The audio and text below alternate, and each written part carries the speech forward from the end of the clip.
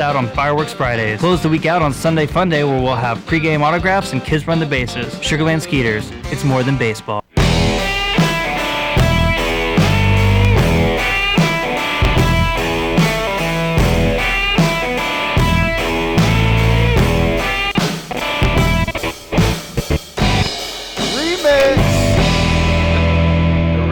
Here we go. Jared Mitchell can lead us off here in the bottom of the first as the Skeeters and the Patriots go to battle for Game 4 of a 7-game series. The Skeeters with a quick 2-1 edge over the Patriots. The Patriots won last night's battle 1-0. David Kubiak threw 8 scoreless innings. A fine pitcher's duel. Dude, it was absolutely shutout baseball. That guy was just bringing everything. We couldn't get any hits. We had like 3 hits through like 7 innings. Yeah, David Kubiak had a fine night as Mitchell swings at the first pitch and pops that up towards shortstop Alfredo Rodriguez. Under it and has it for out number 1. Oh, I didn't listen to see if we showtimed him. I don't know if Shane Brown and Shea Villarreal dropped that in there. I don't know if we showtime either. I didn't pay attention to that. I next time he comes up, let's be listening for that one. I did say only the first at-bat, though. We'll have to go back to the replay booth. Yeah. We'll talk to our guys. Get with your people. I'll get with my people. We'll go into the hood into New York and see what happened there. Brings up the catcher, Cody Stanley. Stanley absolutely raking the ball here with a .316 average, 3 home runs, and 14 RBIs. Well, the first pitch to Cody is in for a strike. So as of yesterday, Cody was second in the league with his 14 RBIs out of the catcher spot. That was the most out of the catcher spot. And he was tied for the second most home runs, but 3. And his average, I believe, is leading all catchers. It is. Of catchers with at least 15 at-bats. I mean, we're not being biased, right? He's got to be the best catcher in the Atlantic League. As far as the offense goes, it's tough to argue that, Brandon. Brett Austin at High Point had 4 home runs. That was the only really stat that he did not lead in as far as offense goes. But, I mean, other than that, he's done a great job. He may not have the arm necessarily as Coco as his backup, but he can definitely swing the lumber. Certainly can. He pops that one up to center field. Under it is the center fielder, Michael Krause, for out number 2, so quickly 2 away. That could have been more conveniently timed. He can really swing the lumber as he pops out to center field. Just an easy pop out. Well, Brett Oberholzer, the starter for the Patriots, comes into this one 1-1 with a 7.04 ERA, a former Astro, a former Los Angeles Angel, a former big leaguer. It's a battle of former big leaguers in Mitch Talbot and Brett Oberholzer. I know how to say his name because I covered him one time. Really? With the Angels, yeah. What'd you cover him in? He was Feathers? playing for the Angels, and I was covering the Astros while I was covering the Rangers. 7 degrees of separation there. And, he pitched in relief that night, and he was actually involved in kind of a little bit of a brawl. Ooh. He threw, but there was a little brouhaha between Keone Kela for the Rangers and Andrelton Simmons for the Angels. And Oberholzer kind of just defended his guy and hit a guy, and he said it was on accident. I mean, he hit someone right in the hip. The unwritten rules of baseball. After Keone Kela threw behind Andrelton Simmons, and he threw behind Simmons' head, and Oberholzer kind of hit the next guy in the hip that following inning. Yeah, if you're headhunting, though, if you're the next guy up, you got to be expecting it, right? I mean, unwritten rules of baseball. Yeah, unwritten rules. I mean, I think you're right? I mean, yeah, I mean, as a pitcher, that's your way of showing you got your guys' back. Yeah, absolutely. And Oberholzer now for the Patriots, as mentioned, comes in with 1-1 record, 7.04 ERA, a little bit higher than Kubiak last night. David Kubiak, the right-hander, entered with a sub-150 ERA and threw 8 scoreless innings en route to a 1-0 Patriots win. There was a lot of chances for the Skeeters to win that one last night, too. Yeah, especially late in the game, too. And Anthony Giansanti is caught looking for strike number 3, so Oberholzer works the scoreless bottom half of the first. We're still tied at 0-0 as we head to the top of the second inning here at Constellation Field. Games every Sunday season long. Just show proof of your membership at the ticket office to get 2 free tickets to any Sunday home game while supplies last. Visit TexasFarmBureau.org/sports to learn more about this offer and other benefits associated with your membership. This offer is exclusive to Texas Farm Bureau members and is only available while supplies last. So become a member today. Texas Farm Bureau Insurance, proud sponsor of the Sugarland Skeeters. Hello, Houston. Tomorrow's here. Time for for an energy company that does more than just sell electricity, and that's Constellation. We offer electricity plans that include protection for your air conditioning. If something goes wrong, we'll fix it, and you pay nothing for covered parts and labor. Visit constellation.com/getmore or call 888-921-MORE to learn how all of this is included in one great electricity rate. Certain restrictions apply. Visit constellation.com or speak to a care representative for details. PUC 10014. Don't miss out on daily promotions this season at Constellation Field. Come to the park on Monday for discounted margarita prices as well as free tickets for fans who present military and first responder IDs. Visit us on Wednesday and enjoy $1 hot dogs as well as discounts on White Claw hard seltzer. Come thirsty on Thursday for $2 beers and sodas. And you definitely won't want to miss out on Fireworks Fridays. Close the week out on Sunday Funday where we'll have pregame autographs and kids run the bases. Sugarland Skeeters. It's more than baseball. Nothing provides the flexibility to watch the Skeeters on your time like our exciting mini plans for the 2019 season. Some of our plans include a fireworks plan with tickets to all of our Friday firework games. Catch the buzz on the weekends and come away with some of our hottest giveaway items with our Saturday night plan. Enjoy the ultimate flexibility with our Pick 8 plan, giving you the chance to pick out 8 games that work best for you. Visit SugarlandSkeeters.com to find out more information on all of our mini plans. Sugarland Skeeters, more than baseball.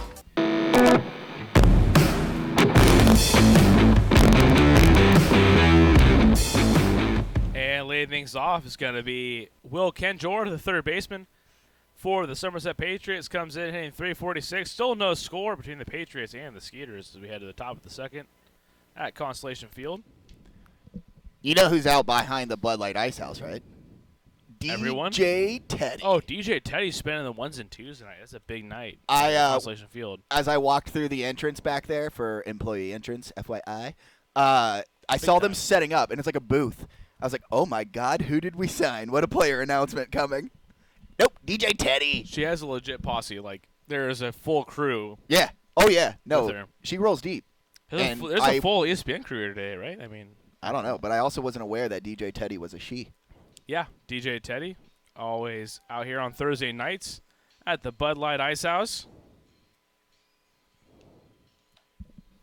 1-2 now to Kenjor as the Patriots and the Skeeters head into Game 4 of a 7-game set here, and they both battle as they're atop the standings here, Brandon. Skeeters with a 8-game lead over the Lancaster Barnstormers, and the Patriots, they trail Long Island by 2 games, even though they are 19-13 on the year.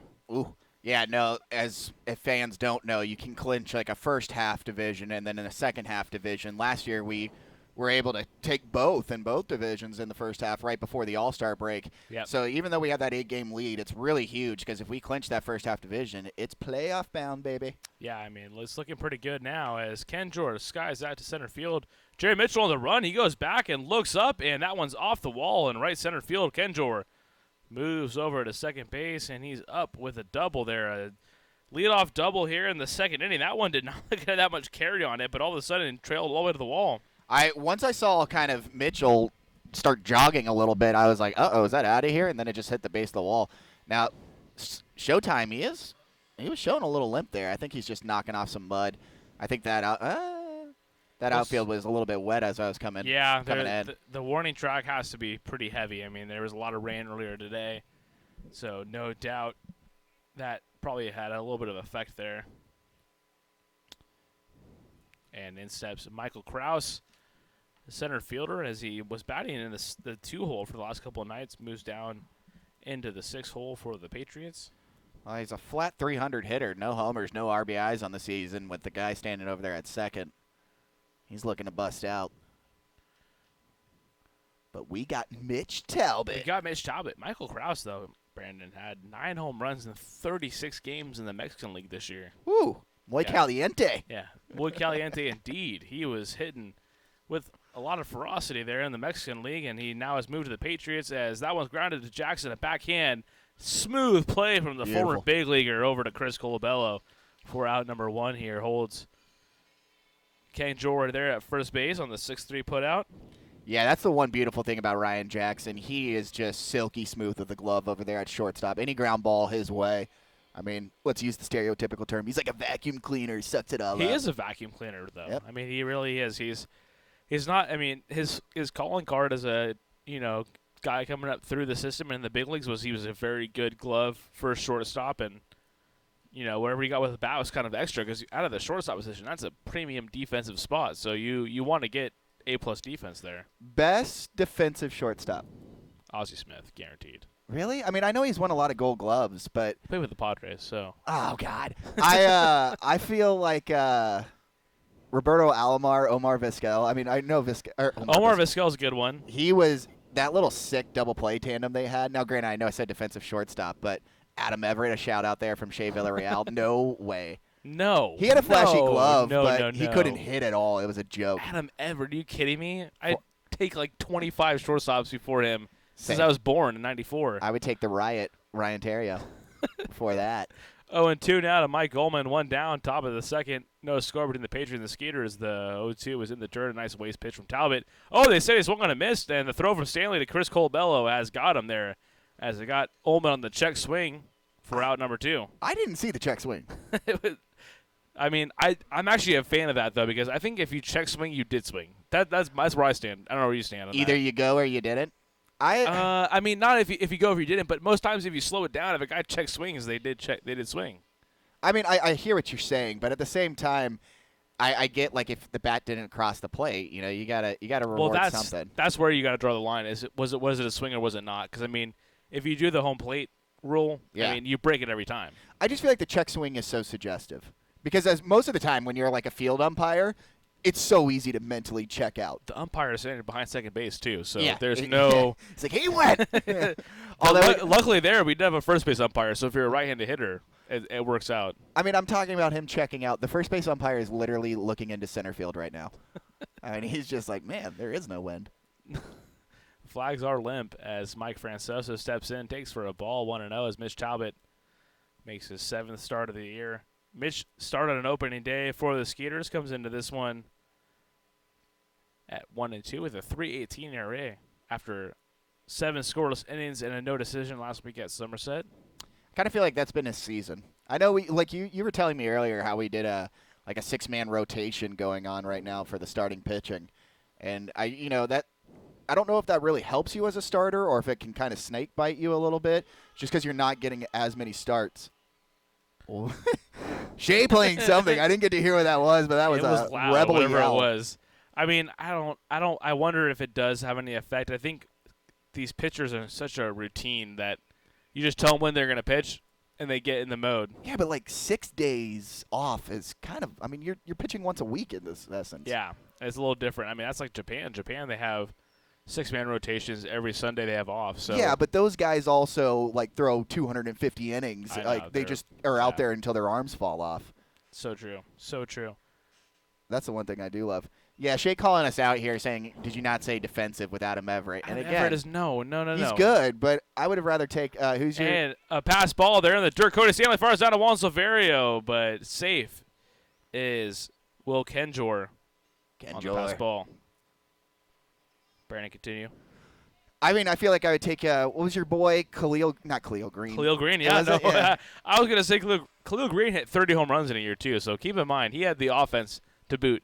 He has some other stuff going on in his personal life that kind of halted any career. That got him to boot? Yeah, a little bit. But Adam Everett, come on now. Everett, right? Started off as a Red Sox, and then got traded over to the I Stros. have absolutely no idea, but Adam Everett, I just picture as he's like the consummate backup shortstop. Oh, summoning Big Mike out of the dugout. Must need him something. Shay says he's not a Little League World Series champion. No. I don't think he was either. I don't think so either. Well, Michael Francoso here, 2-2, 2 down. Patriots and Skeeters in Game 4 of a 7-game set. And there's no score. The first runner in scoring position tonight is Will Kendall. He's on third base after a pass ball. He doubled to lead off the inning. And that one is up and away for a ball. Man, the one thing is, I wish I could see how fast he's throwing, but that light post is so perfectly placed. Not opportune. I asked our operations manager, Doug, if he could just move that whole pole, just a little left. Yeah, we're paging Doug. Move that pole. And that one's grounded to the right side. That's through for a base hit, so that's going to score Kenjor as Francoso delivers an RBI single here. And the top of the second inning, and Patriots take a 1-0 lead. Yeah, just drove it right in there. I'm checking out Martinson a little bit. it looks like it's just soup over there right behind the infield as they've just been trying to knock off all kinds of mud off their cleats, which makes you wonder any kind of little bloop singles might start dropping a little bit more. Yeah, that's something to watch for sure as the rain kind of played havoc on the field earlier today. And luckily, I mean, I believe all the rain has passed that is supposed to be here, Yeah. for the most part. But you never know. I mean, the infield is definitely taking a beating tonight.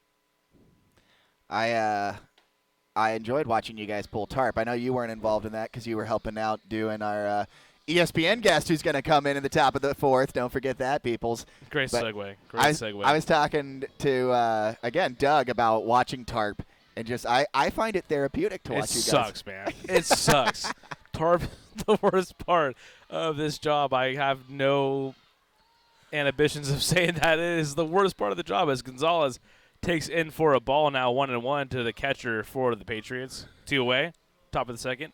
But it's like just to watch you guys as it slowly rises and then comes back. It even makes that whooshing sound. Did not so know bad. that existed until I went outside today. It's so bad. And Gonzalez lines that in the center field. That's down for a base hit. Jared Mitchell fields it and will corral it and throw it into Ryan Jackson at shortstop as the Patriots with a pair of 2-out singles.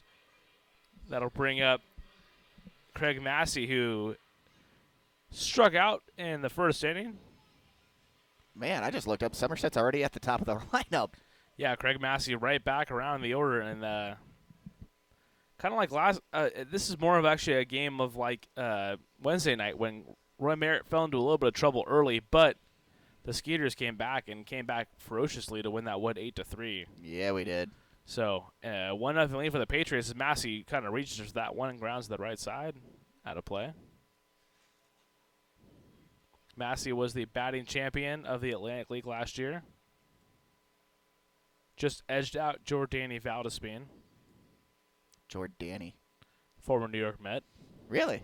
Yeah, he was a former Met, former Marlin too. The name Jordani sounds like he needs to be in New York. He was the Baseball America Indie Ball Player of the Year last year. Of course he was. Jordani Valdespin was for Long Island.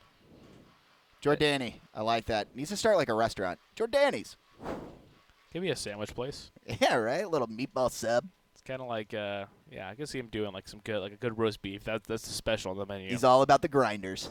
Oh, He too. doesn't call them subs. The Massey is inside for a ball. As I clear my nose into the mic. It's all right. Let's just hopefully you're just doing that.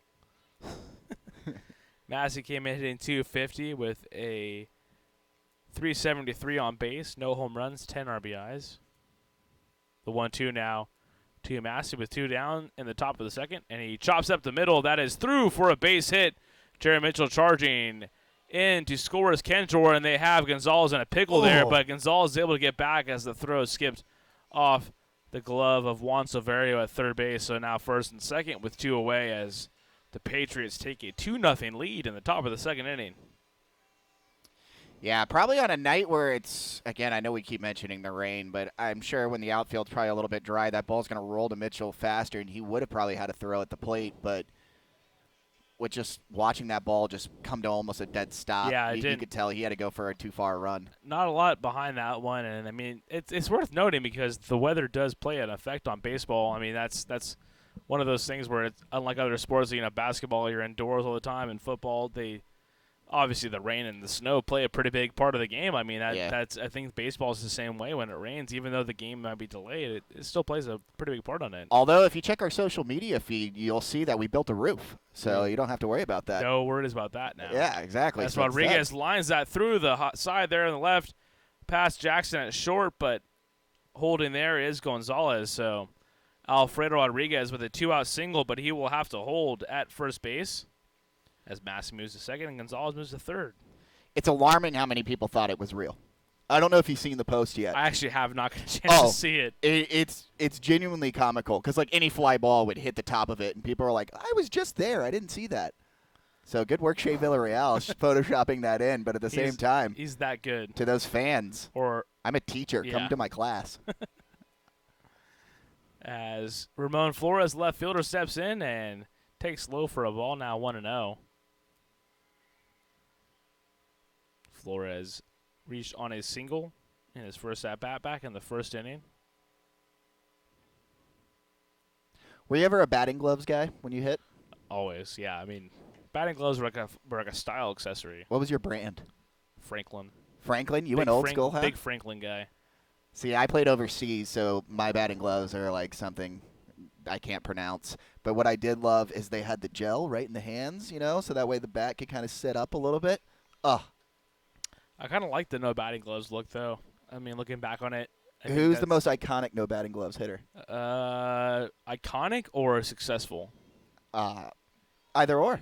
I'd say iconic was Jason Kendall for me. He was the guy where I was like, that dude wears no batting gloves. That is a good one, but there's also the most successful was Vladdy.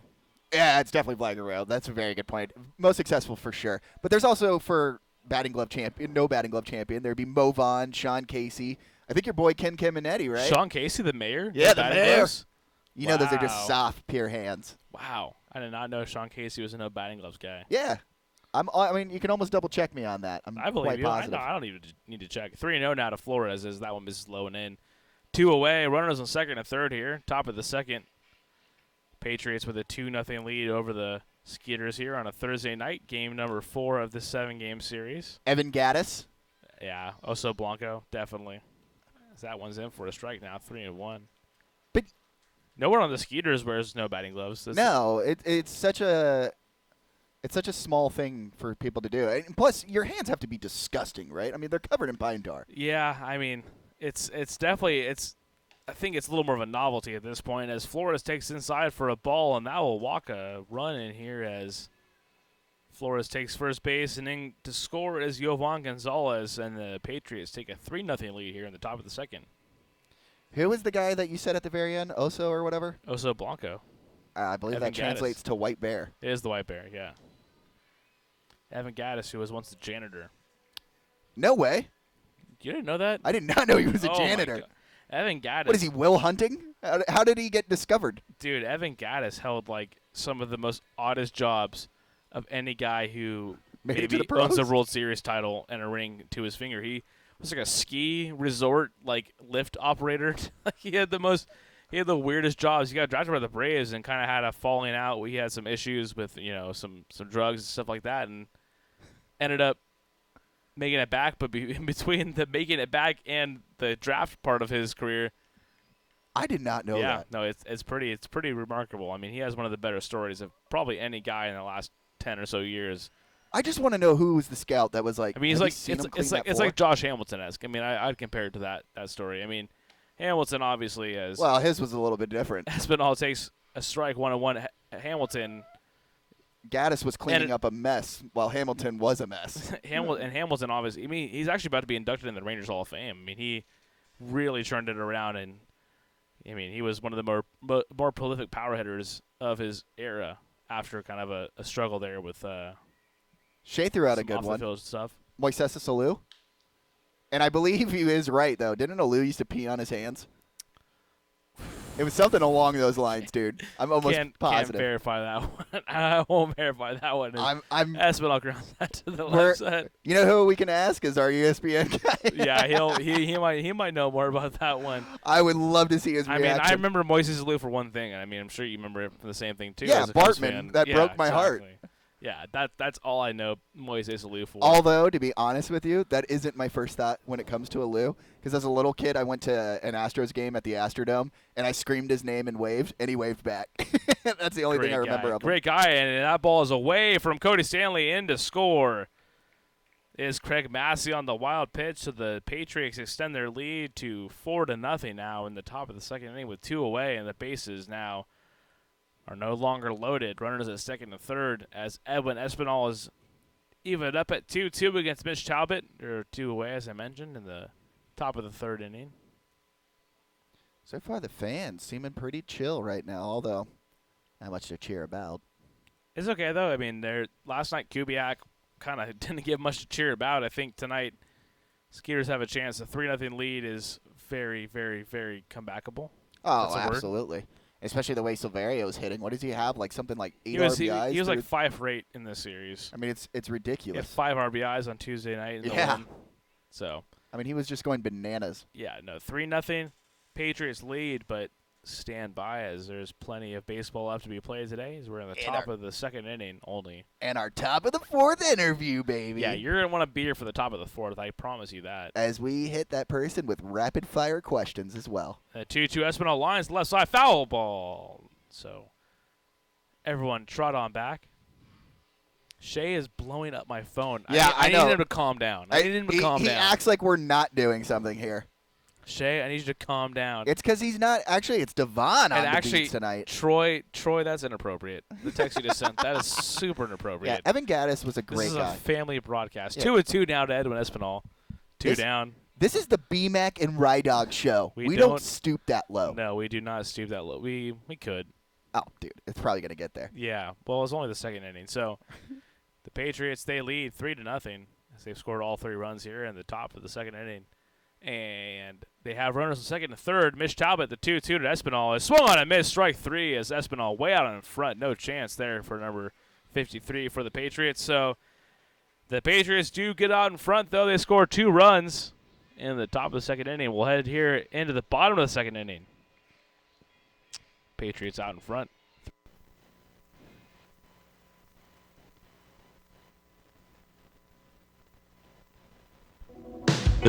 Texas Farm Bureau members get free tickets to Skeeters home games every Sunday all season long. Just show proof of your membership at the ticket office to get 2 free tickets to any Sunday home game while supplies last. Visit texasfarmbureau.org/sports to learn more about this offer and other benefits associated with your membership. This offer is exclusive to Texas Farm Bureau members and is only available while supplies last. So become a member today. Texas Farm Bureau Insurance, proud sponsor of the Sugarland Skeeters.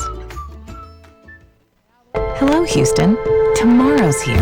Time for an energy company that does more than just sell electricity, and that's Constellation. We offer electricity plans that include protection for your air conditioning. If something goes wrong, we'll fix it, and you pay nothing for covered parts and labor. Visit constellation.com/getmore or call 888-921-MORE to learn how all of this is included in one great electricity rate. Certain restrictions apply. Visit constellation.com or speak to a care representative for details. PUC 10014. Don't miss out on daily promotions this season at Constellation Field. Come to the park on Monday for discounted margarita prices as well as free tickets for fans who present military and first responder IDs. Visit us on Wednesday and enjoy $1 hot dogs as well as discounts on White Claw hard seltzer. Come thirsty on Thursday for $2 beers and sodas. And you definitely won't want to miss out on Fireworks Fridays. Close the week out on Sunday Fun Day where we'll have pregame autographs and kids run the base. More baseball. That was tough.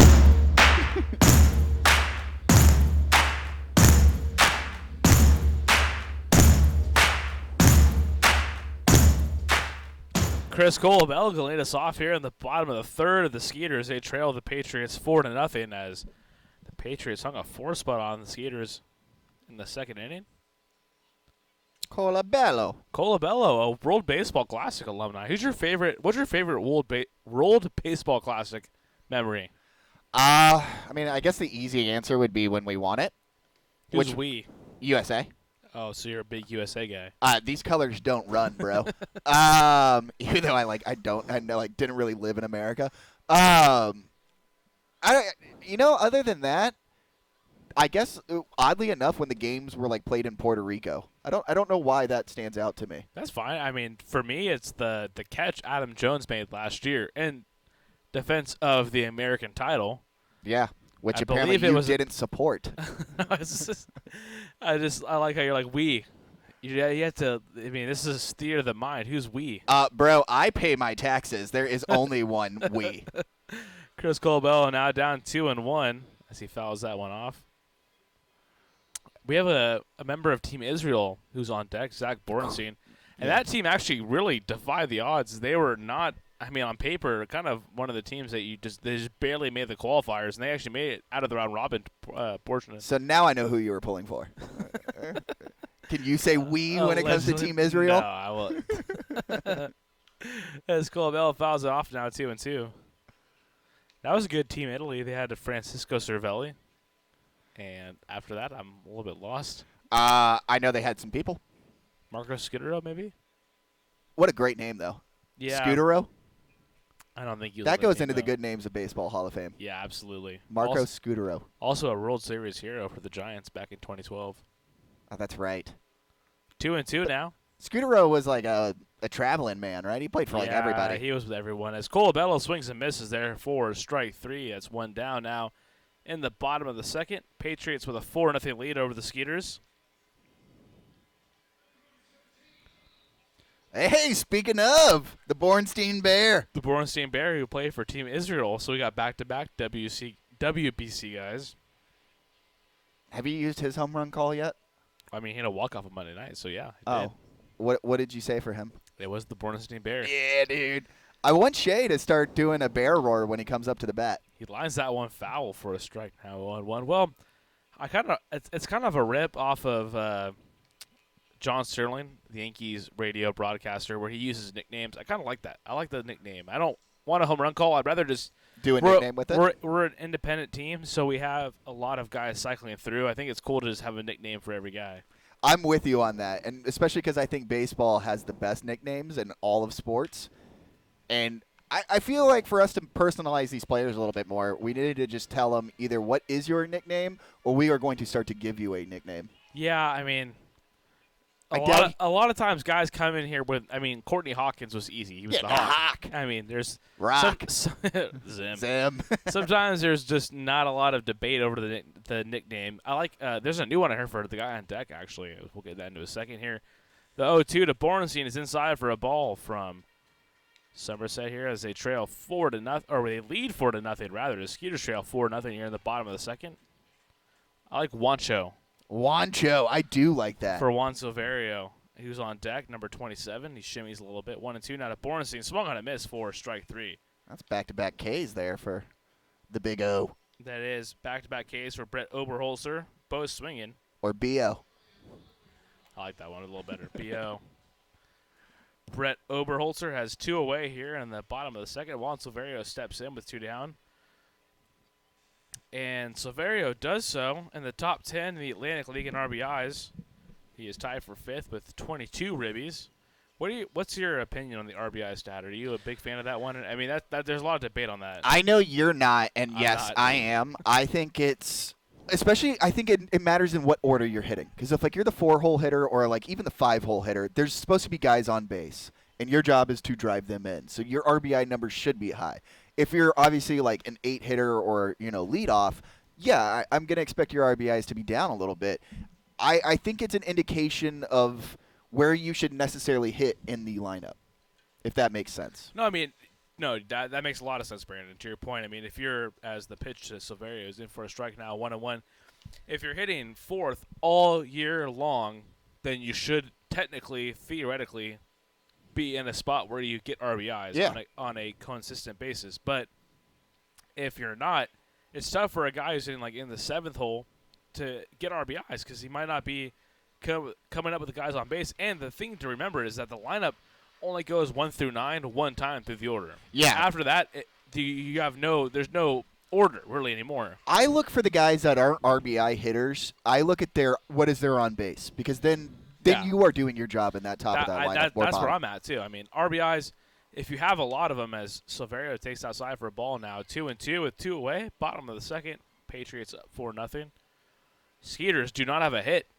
They are being no-hit. Yeah, no going on. Brett Oberholzer is throwing a no-hitter. No-hitter here in the bottom of the second. No, watch. He has not allowed one single hit. Not a hit yet. And Silverio fouls that one off now, 2-2. But if I like your thinking there, because if a guy is getting on base a lot, that's where I'm at too. I mean, that's kind of the determinant there. I mean, if you're getting on base, you're doing your job. But if you're not driving in runs, if you are driving in runs, it's not a bad thing. No, I mean that means that's a good. That's just not the end all be all. But let's your boy Bryce Harper that you defend so much whenever I argue him. He should be a guy who has a lot more RBIs. Probably, as he bats in the middle of Philly's order, as Silverio hits that one wall to left center, but crashing into the wall is Michael Krause out there in deep left center to rob Silverio of extra bases there as the Skeeters go down in order here in the bottom of the second inning.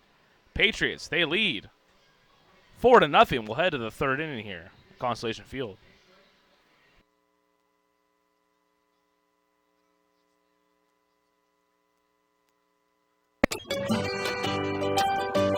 It's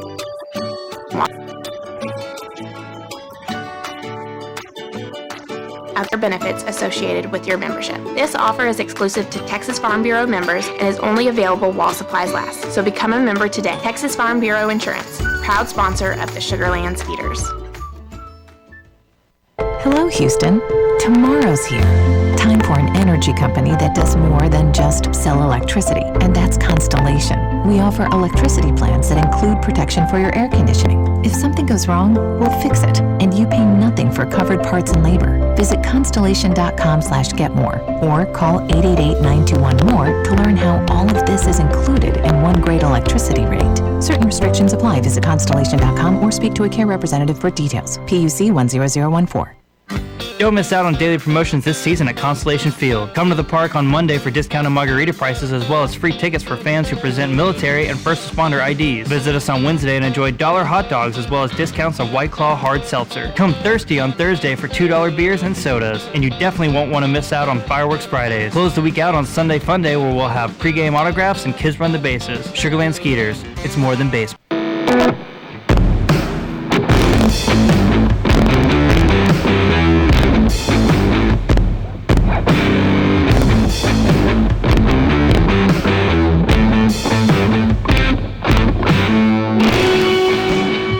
Will Kenjor are going to lead us off here in the top of the third. The Patriots with a 4-0 lead over the Skeeters. Mitch Talbot's first pitch to Will Kenjor is outside for a ball. Will comes in hitting a robust 346. That's good for third in the league. Ooh. Trailing just Dante Bichette Jr. and Jonathan Galvez of New Britain. Dante Bichette, another good baseball name. Man, well, speaking of Bichette, the Blue Jays have just torn up the former big leaguer circuit here. Oh, yeah. The Major Leagues has. What is it? Biggio's kid, Guerrero's kid, Bichette's kid, Al Leiter. Jeff Conine's kid, Mr. Marlin. Dude, that 97 Marlins team is all over the Blue Jays right now as Talbot pours across the strike, now 3-1 from Mitch, who opened this one at 1-2 with a 3.18 ERA as Swatson makes his way toward the booth. Swatson! Give me some Swatsy. There we go. What up, Swat? High five for Swatson. Yeah, I'm going to knuck that ring. Swatson made an appearance at my school. Can't say that. We're on YouTube, man.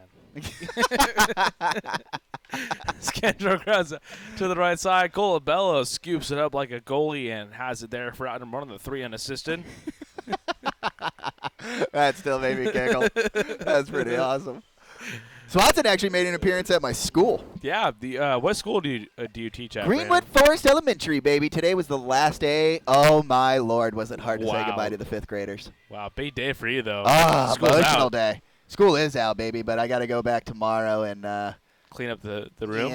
Do a little paperwork here and there. Yeah, just some administrative work, if you will. Just educate our children one at a time. Well, Michael Krause swinging at the first pitch, fouls it off to the left side. Me and Brandon, we're going to keep it pretty loose here tonight. We're going to talk. We're going to talk Skeeters, but we're also just going to have some fun and just keep it. If you like baseball, then good. You've tuned into the right broadcast. We're going to have some fun. I'll keep you updated as best I can. The Skeeters, they trail 4-0 here. We're going to be. I think like our kind of goal is to be a little bit more. Not necessarily like a radio broadcast or more like a radio show that we just intermit baseball into. You guys can watch the game. The game is right there. I'll tell you, we're trailing 4-0 here in the top of the third with 1 out. As Mitch Talbot continues the duel here, and Michael Krause fouls it back. My mom's maiden name is Krause, spelled exactly the way it is on the board. Dude, do you think that's somebody you're related to? Is he my brother? Is he your father? Is there? I'm going. No, Michael, Dad. We'll find out later in the game. And Krause takes up and in for a ball now, 1-2. 1 down here. Mom's maiden name, right? Yeah. That's what you said? Krause. It's a German name. Is it? Usually it's spelled with a K, Kraut. actually. Isn't it kraut, like sour? Yeah, well, that's the food. So, not the food. It's the name. As Big Mike storms the field. Happy birthday to Jacob Popoff, our clubhouse manager. I'm sure he's listening. It's his birthday today. He's turning 74. Big 7-4. So, as they reeled the walker out for him today, he's still got a little bit of boost in his step, though, at the paltry age of 74. At what age are you officially, I know this is terrible timing, but what age are you officially old? It is terrible timing as Michael Krause struck out swinging there for out number 2. I think now in the way that society goes, I think once you're in your 50s, you're kind of old. I see. I'm gonna go a little higher. I think not even retirement age at 65. So shout out to Shane Brown. He's probably fist bumping right now. Well, Shane. I mean, we always ask him what the Korean War was like. Oh, he's yet to inform us. My favorite one is which founding father was the nicest in person. And he doesn't ever give me an answer. That you went way farther back than I ever gone. I thought the Vietnam War was offensive, and you went like you went like all the way back to 1700s. What was mead like? Yeah, were the Vikings a tough deal to fight off? I mean, that was weird, right? Is it weird that they named a football team after the guys used to battle in war? 1-1 out of Michael Ullman. The DH is in for a ball now as the Patriots lead 4-0 in the top of the third. 2 down. 2-1 is the count to Ullman, the DH. And we are only 1 out away from our special guest coming in. Oh, my Lord. We're four outs away. 4 outs away. Oh, and yeah. Peyton Gavilia has a few words for a home plate umpire, and he is trying to put that to bed here. As we have no track man tonight, so it is all on the home plate umpire end. Pete's been more tame. He's not as bulldogish. I'm gonna make a claim. I think tonight he gets tossed. Really? You think so? I think so. Dude, I like that bold prediction. Let's up it. Shirt on or off as he ggets tossed? Shirt on, off as he enters the clubhouse. As Mitch Talbot gets Ullman swinging for strike number 2, but they kind of mocked it there. I mean, there was 2-1. 2-1, yeah. And Stanley and Talbot started just taking off of the mound for a bit. 2 down though here in the top of the third inning. Skeeters trailed the Patriots 4-0. The Skeeters, their largest comeback of the year was a 6-run comeback, which came all the way back on their second game of the year against Southern Maryland. So, not accustomed to coming back. There was the 5-run comeback against York on that Dennis Tuesday Phipps. day game. It was a Wednesday morning game when Dennis Phipps hit a grand slam with 2 down. Shane Brown heard that comment as he is sending us a loving picture. As Ullman lines it up the middle, fielding is Jackson up the middle. A nice smooth play over to Chris Colabello is good for out number 3. So the Patriots go down in order. They lead the Skeeters 4-0. Me, Ryan Posner, and Brandon MacArthur, will be back here for the bottom of the third. We are 3 outs away from a very special guest. I promise you don't want to miss that here in the top of the fourth inning. Click your ears, people. Click your ears. Here we go. The 2018 Atlantic League champions Sugarland Skeeters are back to defend their title. Come visit Constellation Field, winner of the 2018 Atlantic League Ballpark of the Year, and watch Pete and Gavilia build off an incredibly successful debut season. Returning to this year's roster are 2018 Skeeters MVP Anthony Jansanti and fan favorite Albert Cordero. Joining them are longtime Major Leaguers and Houston natives James Loney and Mark Lowe. With over 30 former Major Leaguers on last year's roster, you're guaranteed an elite level quality of baseball for an affordable price where there's something for the entire family. Individual tickets start as low as $9, and we have 4 exciting mini plans that will meet your needs. Visit SugarlandSkeeters.com or call us at 281-240-HITS to secure your spot to see all the action. Sugarland Skeeters, it's more than baseball. Texas Farm Bureau members get free tickets to Skeeters home games every Sunday all season long. Just show proof of your membership at the ticket office to get 2 free tickets to any Sunday home game while supplies last. Visit TexasFarmBureau.org/sports to learn more about this offer and other benefits associated with your membership. This offer is exclusive to Texas Farm Bureau members and is only available while supplies last. So become a member today. Texas Farm Bureau Insurance, proud sponsor of the Sugarland Skeeters. Hello, Houston. Tomorrow's here. Time for an energy company that does more than just sell electricity, and that's Constellation. We offer electricity plans that include protection for your air conditioning. If something goes wrong, we'll fix it, and you pay nothing for covered parts and labor. Visit constellation.com/getmore or call 888-921-MORE to learn how all of this is included in one great electricity rate. Certain restrictions apply. Visit constellation.com or speak to a care representative for details. PUC 10014.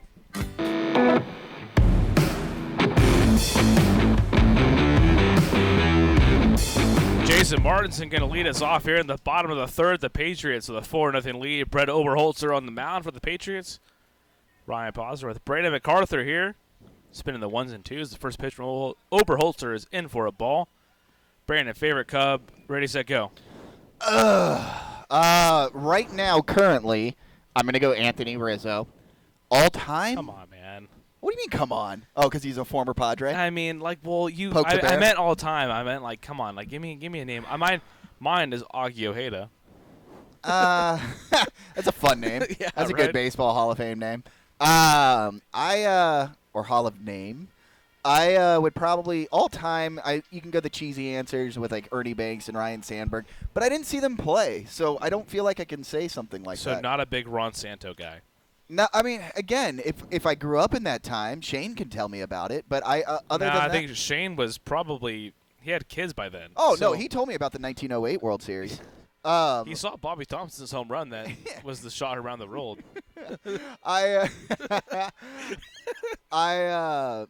All time, I'd probably say Greg Maddux, just because I love. Wow, that is actually pretty obscure. Well, I dug how he wasn't a flamethrower. Instead, he would just paint those corners, Dude. baby. He could, I mean, if you put there's the thing where you put like a bottle on the side of the strike zone, he would.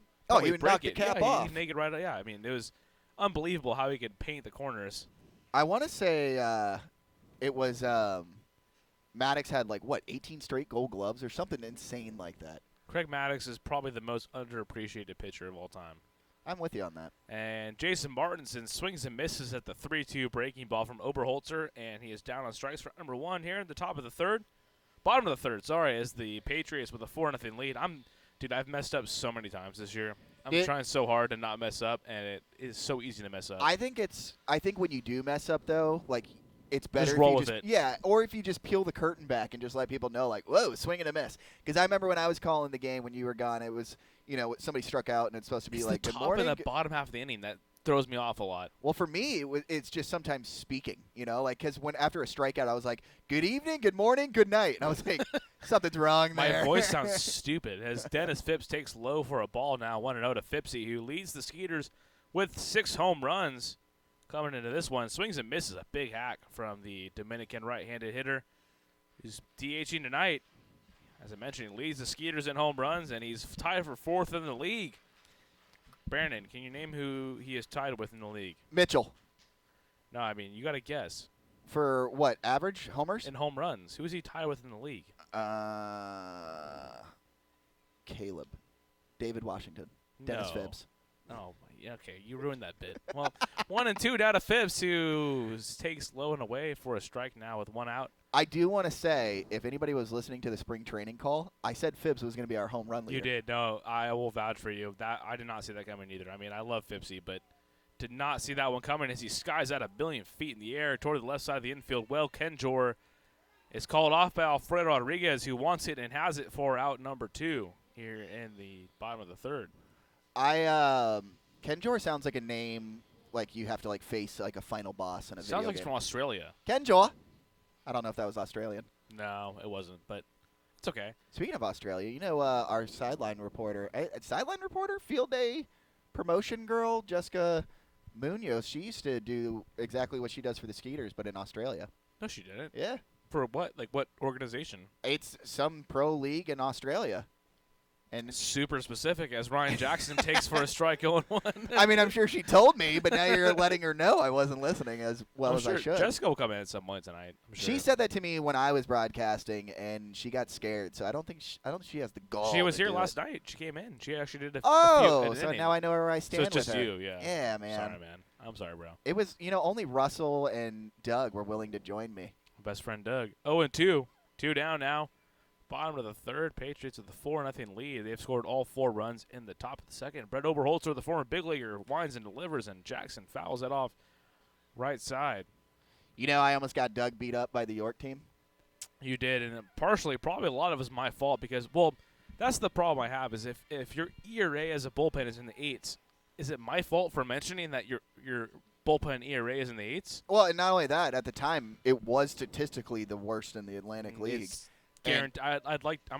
You keep filling time, Brandon. And so I'm gonna check. Doug was mentioning that, he just wanted to drop that little nugget. And then one of our other Skeeter staff came in. He was like, yeah, they hate Doug because they heard him talking about how their ERA is the worst. And he's like, it is the worst, so I feel really good about our bats. Jackson lines that to Rodriguez. He knocks it down, but throws over to Espinal in time for out number 3. That'll do it here in the bottom of the third. The Skeeters and the Patriots And game number 4 of this 7-game set, the Patriots, they lead 4-0 as we head to the 4th inning. This season Park on Monday for discounted margarita prices as well as free tickets for fans who present military and first responder IDs. Visit us on Wednesday and enjoy $1 hot dogs as well as discounts of White Claw hard seltzer. Come thirsty on Thursday for $2 beers and sodas. And you definitely won't want to miss out on Fireworks Fridays. Close the week out on Sunday Fun Day where we'll have pregame autographs and kids run the bases. Sugarland Skeeters. It's more than baseball. Nothing provides the flexibility to watch the Skeeters on your time like our exciting mini plans for the 2019 season. Some of our plans include a fireworks plan with tickets to all of our Friday firework games. Catch the buzz on the weekends and come away with some of our hottest giveaway items with our Saturday night plan. Enjoy the ultimate flexibility with our Pick 8 plan, giving you the chance to pick out 8 games that work best for you. Visit SugarlandSkeeters.com to find out more information on all of our mini plans. Sugarland Skeeters, more than baseball. What's up, dudes? Pamela Printing, the preferred printer of the Sugarland Skeeters, the name you hear most often in Fort Bend County. People are talking about quality, dependability, on time, and helpfulness in producing a great business piece for their company. Texas Farm Bureau members get free tickets to Skeeters home games every Sunday all season long. Just show proof of your membership at the ticket office to get 2 free tickets to any Sunday home game while supplies last. Visit texasfarmbureau.org/sports to learn more about this offer and other benefits associated with your membership. This offer is exclusive to Texas Farm Bureau members and is only available while supplies last. So become a member today. Texas Farm Bureau Insurance, proud sponsor of the Sugarland Skeeters. Plan your next group outing at beautiful Constellation Field. Looking to celebrate a birthday, host a large-scale event like a company party, or just looking to bring a large group to watch a baseball game? Constellation Field has you covered. We have several birthday packages as well as seating options that include our parties.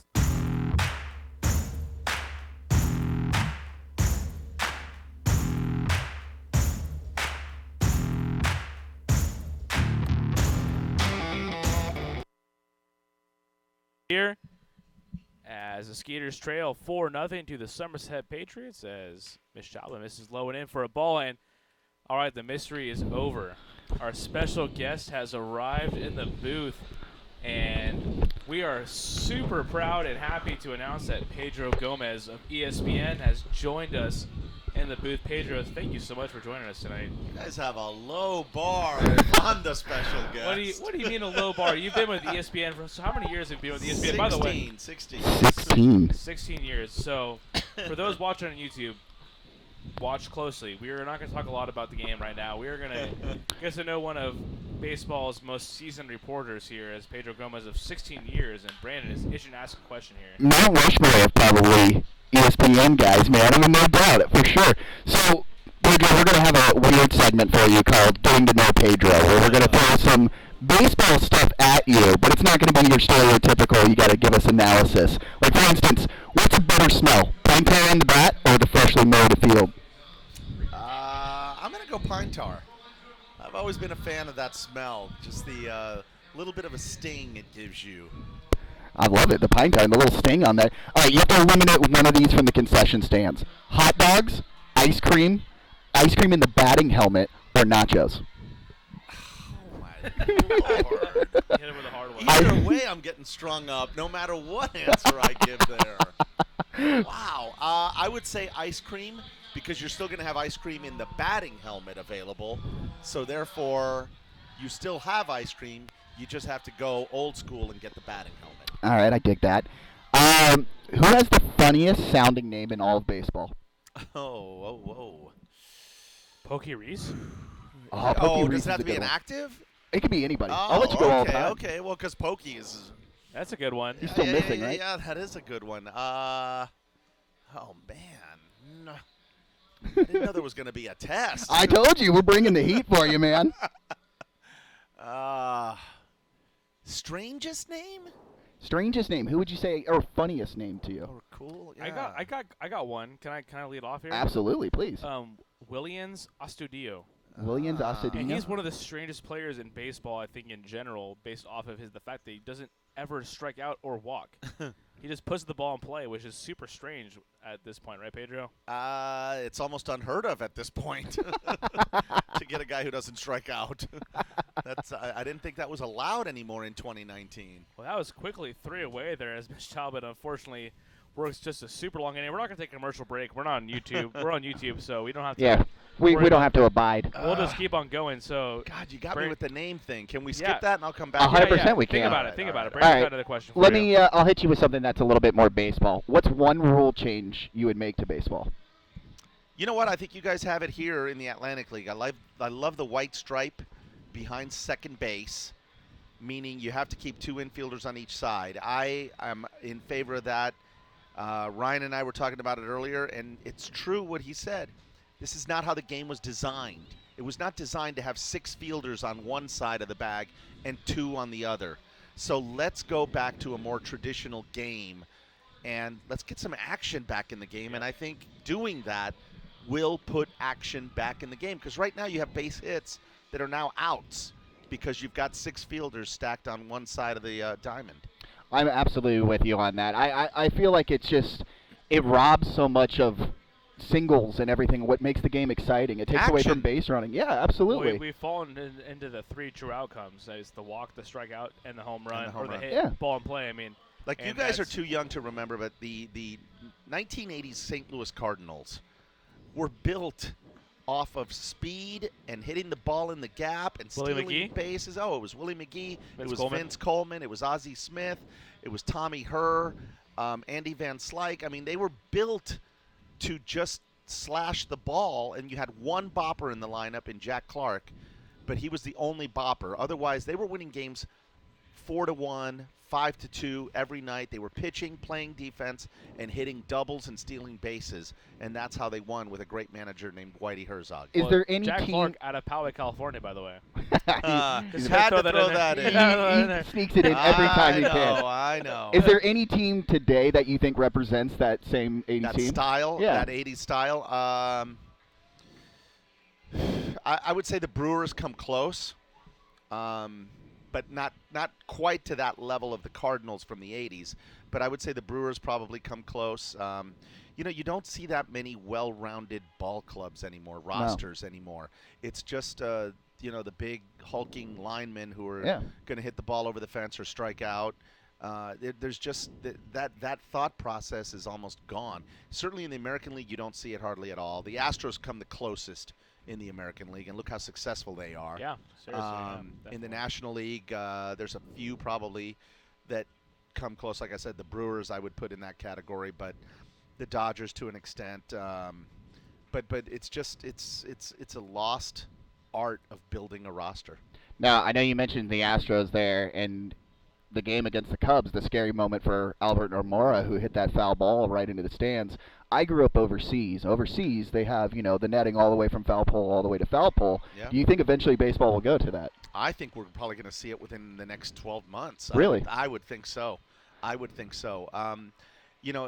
think last night sent a powerful message all the way to New York, to, Major League Baseball's offices. And I hope we don't have to wait like the NHL did to have a death before the netting goes up. Let's just go ahead and finish it and go now all the way foul pole to foul pole. Do you think there's going to be a lot of pushbacks from fans, though, season ticket holders?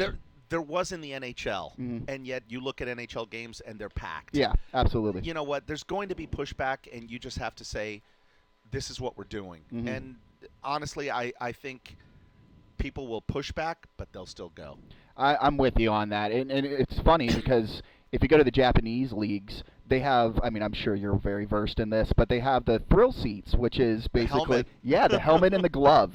And I will never forget, because growing up as a kid, that's how I knew it. And then when I went to this ballpark, I was like, we're all going to die. The net's gone. What are we doing? Where's my helmet and glove? I don't even think we'll have the thrill section, though, honestly. I think that they'll bypass that. I'm with you on that. So, Pedro, I was a little bit late here, but so Jared Mitchell just singled for the Skeeters. Yes, he did. And he is kind of the focus of why you're here, and I'll give you a chance to kind of prelude why you've made a trip to Sugar Land, Texas, here in Houston, and kind of why you're out here watching the Skeeters game. Yeah, it has everything to do with Jared Mitchell, and the reason being that it's the 10-year anniversary of the game's.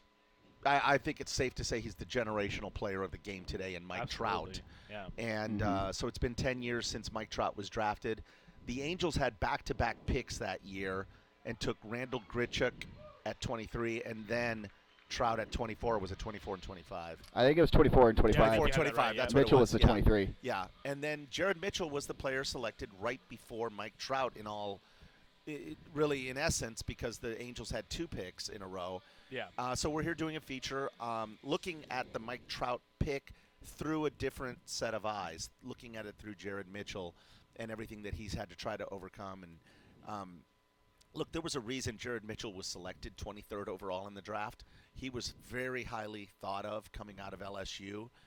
Unfortunately, his very first full spring training had devastating ankle injury where he shattered his ankle and just never truly has been able to rebound from it. And I got an email from you about 3 weeks ago, and I saw Pedro Gomez that said, "Please give me a call on my cell." And I sprung out of my seat. Even you mentioned wow, my phone rang like 18 seconds later. I couldn't believe it. I called you right away, and you mentioned, part of the you realize right away that this is kind of a story that is sensitive because Jared, has not made his way to the majors. But you also explained how your son has worked his way up from the minor leagues, and you can empathize kind of more than maybe any other reporter out there can possibly do for this subject. No question. Having a son who was drafted 2 years ago in the 2017 draft as a very low pick, by the way, 36th rounder out of the University of Arizona. But 2 years later, he has risen 4 levels within the Red Sox organization to high A. He just was promoted last week to high A, Salem, Virginia. And I look, the amount of work that goes in, the number of players that are released in front of you, in back of you, everywhere, it's such a very difficult profession to try to be a professional baseball player. So having seen it up close through my son on a day-to-day basis, basically, I can purely understand a lot of what Jared has gone through. Absolutely. Now, you're talking about here with Mitchell and also your son. With Mitchell, he's a freak athlete. Not only baseball but also football. It was what 2007 He BCS won a national championship as a football player and a baseball player at LSU. That's unbelievable. 07, 09. So if you're playing baseball scout and you have to pick apart your son, what are his pros? What are his cons? That way I can cut this tape and send it to him. He's a left-handed pitcher. Looks like we might have a little. Yeah, we got a little scuffle here. A little brouhaha between Brett Jody and Yovan Gonzalez and our home plate umpire Jesse Moreno. And I think they're arguing balls and strikes here because we saw Pete Incaviglia. He was laying into the home plate umpire in between innings, and I have a feeling he's probably turning around saying something to him as well. Absolutely. Well, you mentioned Pete, Brandon. Yeah. Pedro, you've watched way more college baseball than I have. Is Pete quite possibly the best college baseball player of all time? Boy, he's in the conversation, no Wow. doubt about it. He's in the top 10 of all time. There's been great college baseball players, no doubt. This is not over. Wow, this is getting better. Yovan Gonzalez, the catcher, you wonder if it's maybe kind of an act to defend his pitcher here. Brett Oberholzer, who, Pedro, I'm sure you've covered at points with the Astros and the Angels. He's hot. Yovan Gonzalez is behind the plate. As I mentioned, we've got Pedro Gomez from ESPN in the booth, so we're going to do light on the Skeeters coverage here. It's a 4-0 lead for the Patriots with no out. And the bottom of the fourth inning is Brett Jody pleads his case for balls and strikes. The interesting thing is that these guys have to work. Right, the umpire is right behind The him. best thing, Pedro, I'll tell you, is when somebody gets ejected, they have to walk all the way back to that tunnel we walked through earlier, and it's not expedited. They take their time. They let you know, like, I'm gonna take my sweet time walking back to that tunnel. Well, before the Giants moved into their beautiful ballpark now, which is in China Basin in San Francisco, they used to play at Candlestick Park, and the visitors' clubhouse was the same thing. It was behind the right field bleachers, and they were located in the third base side. So therefore, Tommy Lasorda, anybody getting ejected had to go in the dugout, get all their stuff, and walk there. And they took their sweet time walking all the way back. What was that late 90s Giants team like to cover with Matt Williams, Kevin Mitchell, and Will Clark, guys like that? That's a pretty wild clubhouse. That was Jeff Kent. Yeah, that's right. They were a fun team. They were a fun team to cover, And you know what? They were veterans. And I will say this about them. Even on their worst day, they knew the interaction with reporters was part of the job, and they were veterans. They handled it the right way. Well, Anthony Jansanti lines up the middle. That's going to score one, and Jared Mitchell in to score as well as Cody Stanley. Jansanti slides into second base, a 2-run single, and the Skeeters cut into that deficit a little bit. 4-2 now is lead for the Patriots with none down here in the bottom of the fourth inning. Ryan Posner, Brandon MacArthur, joined by Pedro Gomez. I have to pinch myself a little bit. That's a weird thing to say, right, Brandon? You're telling me, man. Even when Ryan was like, oh, I got an email from Pedro Gomez, I was like, just a guy named Pedro Gomez or the Pedro Gomez? I was taken away from that. No, so, all right. So I know you're doing the story on Trout and also Jared Mitchell. So we're doing it through Jared Mitchell. So you're doing so, but I have a trivia question for you. Oh, boy. That deals with Mike Trout. I want to see if you can nail it. I want to try to word it correctly. So Mike Trout, he just hit his 250th home run for the Angels. Can you name the 3 active players who have hit 250 or more home runs with one team? The players have never played for another team except the one they currently play for.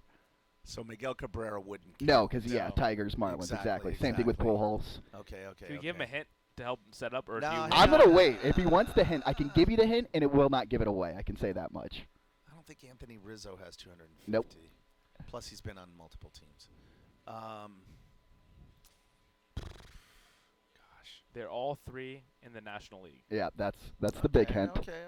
That narrows it down a little bit. See, because Paul Goldschmidt got traded, Yep. so he doesn't qualify anymore. We'll fill some time here as Chris Colbell steps in 1-0, or 0-1 now, and takes outside for a strike now 0-2. I know it's a doozy. Trust me. Choking up. That's another hint. I can give you the divisions. 2 are in the NL Central. 1 is in the NL East. We're doing trivia with Pedro Gomez Right. from ESPN right now. I know how to look stuff up. We're gonna stump them. You probably are. You probably are. We stole this from one of your colleagues. Actually, Yes, we did. A rocket from Colabella is fielded cleanly. David Wright is no Ken longer Jordan. playing. Nope. So he wouldn't qualify. Yeah, I stole this from your buddy. You can blame Dan Levitard. I was gonna say I stole this from the Levitard show. But see, he got it from someone. Oh, yeah, no way Absolutely. Dan knew this. Yeah, Those guys, exactly. yeah, those I know how to guys. look stuff up. That's the thing. Go ahead. You ready for him? Go ahead. Joey Votto, Of course. Ryan Braun, and the surprising one, Ryan Zimmerman. Zim. He's been there a long time. But he's an injury-prone guy. Yeah. That's what's shocking about that to me. The other 2 I can see. I'm not surprised that Zim has 250 home runs. I'm just surprised that he's not spoken of like a all-time great. All-time home run hitting champion. Yeah. So Pedro, you've interviewed, countless people. Is there one interview that you would just love to capture? There is, and it's not even a baseball player. When I first started at ESPN back in 2003, the very next year in 2004, they had me head out to Westwood to interview an old basketball coach. Who is and it UCLA, was right? Gene, exactly. That's exactly who it was. It was John Wooden. Oh, wow. It was John Wooden, and to be able to interview John Wooden was absolutely the highlight of that. I can honestly say, look, I've interviewed so many different people. Michael Jordan, you name it. Wayne Gretzky. The great one. Yeah. Just anybody that you can think of pretty much. I have been in an interview situation, either one-on-one or in a group setting. And the only time in my entire 35-year career where it was like, oh, my God, look who I'm talking to today, was John Wooden. What made it such a special interview?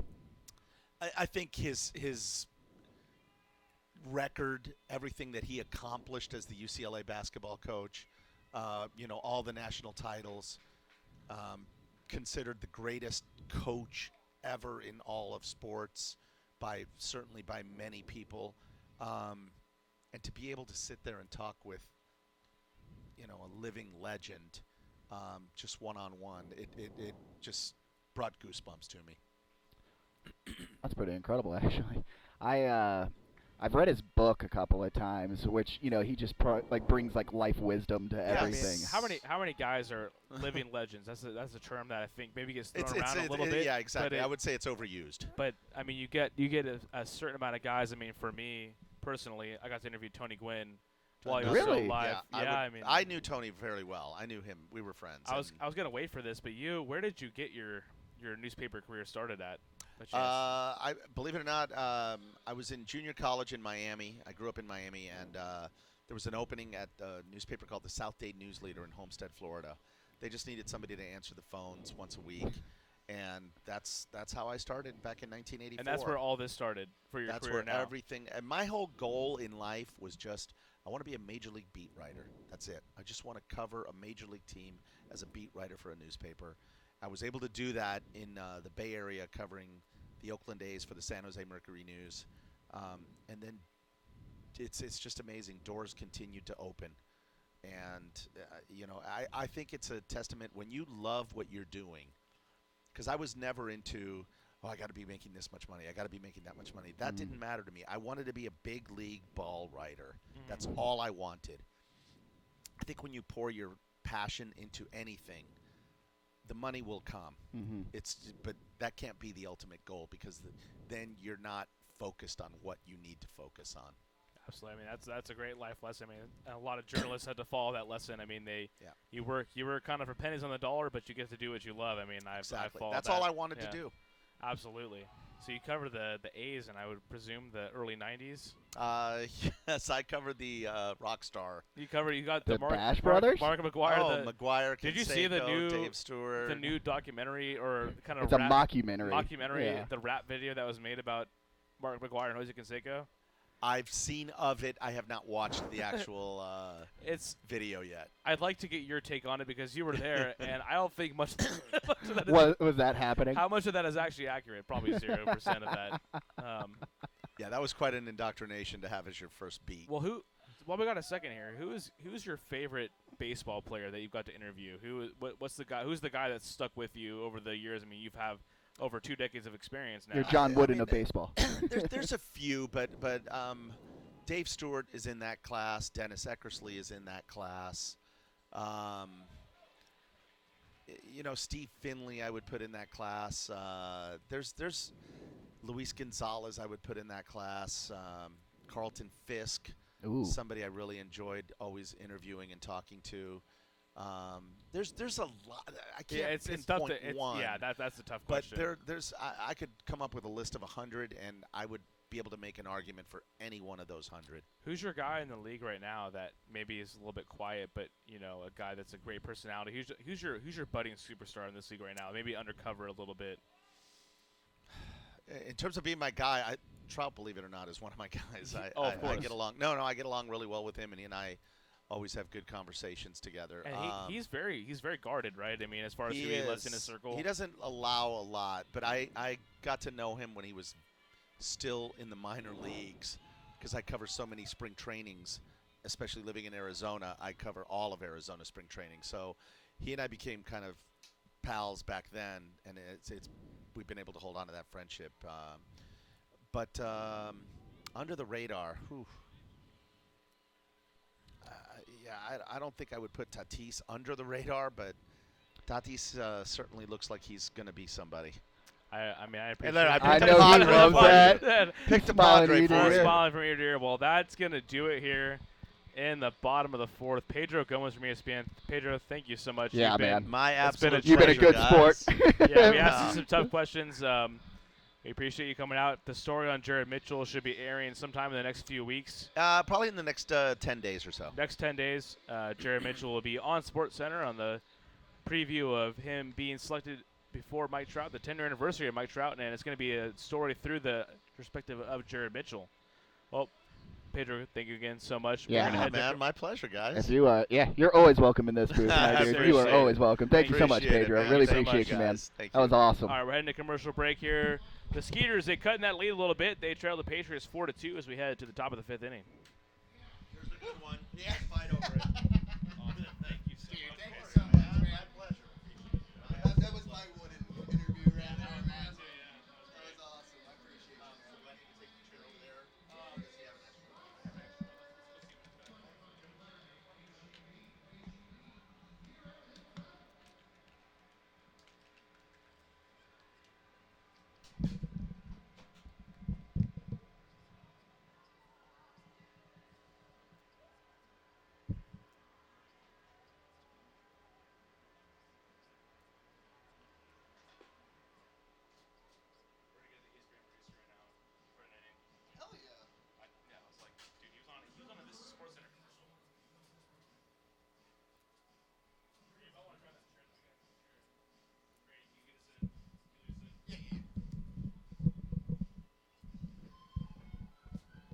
Sorry about that, everybody. Welcome back here as it's starting the top of the 5th. Skeeters trailing Somerset 4-2 here. Talbot taken back up on the hill as Alfredo Rodriguez comes up to the dish. Alfredo 1 for 2 on the day with a fly out to center and a single. We're doing a little bit of musical chairs here in the broadcast booth, and joining us, Zach. Please pronounce your last name. I am going to butcher it if I try. Budman. Budman. Zach is out with Pedro Gomez here as they're doing a profile on Jared Mitchell and his kind of, I guess, more or less just the life of a baseball player and what it's like to be picked in the first round and everything that comes with it. Yeah, pretty much the life of a baseball player who happened to be picked just in front of a generational talent like Mike Trout. That's one of those things that you can't control. As that one, Alfredo Rodriguez grounds over to Ryan Jackson, throws over for out number 1. As that's out number 1 here in the top of the 5th. Yeah. So, you guys came out here. You're doing the story on Jared. Yeah. You experienced every bit of Houston today. Weather-wise, for sure. You got a little humidity. You got a little weather. What's have you been to Houston before today? About a decade ago. So it's been a while. And it was for a Monday Night Football game. So it was mostly indoors in a trailer or inside the stadium. At that point, it was probably Reliant Stadium? It was Reliant Stadium. And it was also November, December, so it's a little bit It's a little bit different than today. It's Today was really one of those days where you realize how hot it can get here and how humid it can get. It rained a ton too. Zach, I'm gonna segue right into what I find is one of the most interesting things you mentioned to me earlier today is that you were in a This Is Sports Center commercial. I was in a This Is Sports Center commercial. We've already talked about it, so I know sure. it's redundant to me, but just to the folks, which commercial were you in? I was in the Metallica commercial where they're picking highlight music because Mariano Rivera had retired, so they don't have any more music to play at the stadium. They were looking to keep their music somehow involved in sports. What is it like as we have maybe an injury here as Chris Colbell kind of slipped on a ground ball out there for the Patriots, now 2 down quickly on the top of the 5th.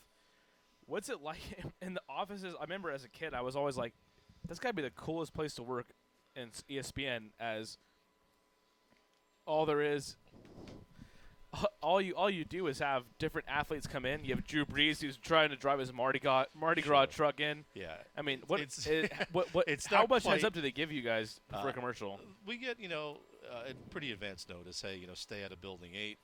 We're going to be filming a commercial there, or stuff like that. But we don't really have mascots, walking around campus, and Arnold Palmer's not making an Arnold Palmer in the cafeteria all the time. So. It's not quite as they make it seem. Like, Danny Tomlinson is not sorting out our mail. Okay, that's a bummer to hear. But all those commercials are in fact filmed on campus, so that is the fun part about it. You had a funny story with your wife. Can you give that story with how that one went down? Yeah. So I get picked for the commercial and we shoot it and I don't tell her about it. And months go by because it takes them a while to edit it, put it together. Months go by. And I get an email heads up that they're going to be airing it heading into halftime of Monday Night Football. So we're sitting in our condo at the time, and I'm watching Monday Night Football. My wife's doing something around the house because I never know what she's doing, but she's doing something. And I say, hey, honey, come here, come sit down, come sit next to me, and watch some football with me. And she sits down. We're watching like half ends, and the commercial starts to roll. And I'm looking 30, 45 seconds, not very long. And I look at her, and she's looking at me like, what? I said, what do you mean, what? Tell me you saw. She's like, I didn't see anything. I'm like, I was in that commercial. You were in a commercial on Monday Night Football. I mean, that's not like a commercial. Like, that's not like, I was on the home garden channel, at a spot in like 2 a.m. She was watching. Like, her head was pointed at the TV, and she's like, no, you weren't. So I rewind it, and I paused it right. And she's like, oh my God, how come you never told me? I said, I wanted to be a surprise, but you didn't even notice. So how many years have you been at ESPN, Zach? Just this past March was my 18th year. Man, so you've been there. You've seen so many anchors come and go. I mean, Yeah. different reporters. Who have been a few of your we're gonna do super cliche here. Who's your Mount Rushmore of ESPN personalities that you That got to work I've with? come across. That you got to or- work with, yeah. You got to work with. It's and this is probably true for the actual Mount Rushmore of ESPN anchors. Is Chris Berman, Boomer.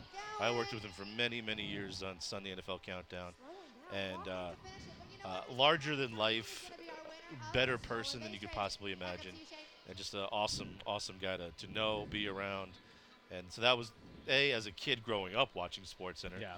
and watching the NFL coverage, Countdown, prime time, getting to work with him was the That's- cherry on top I of the mean, cake of working at ESPN. He was. I mean, when I think of ESPN, I think of Bob Lee, and I think of Chris Berman as Yeah. kind of the pioneers. They got kind of things kicked off the ground. Yeah, so Boomer for sure.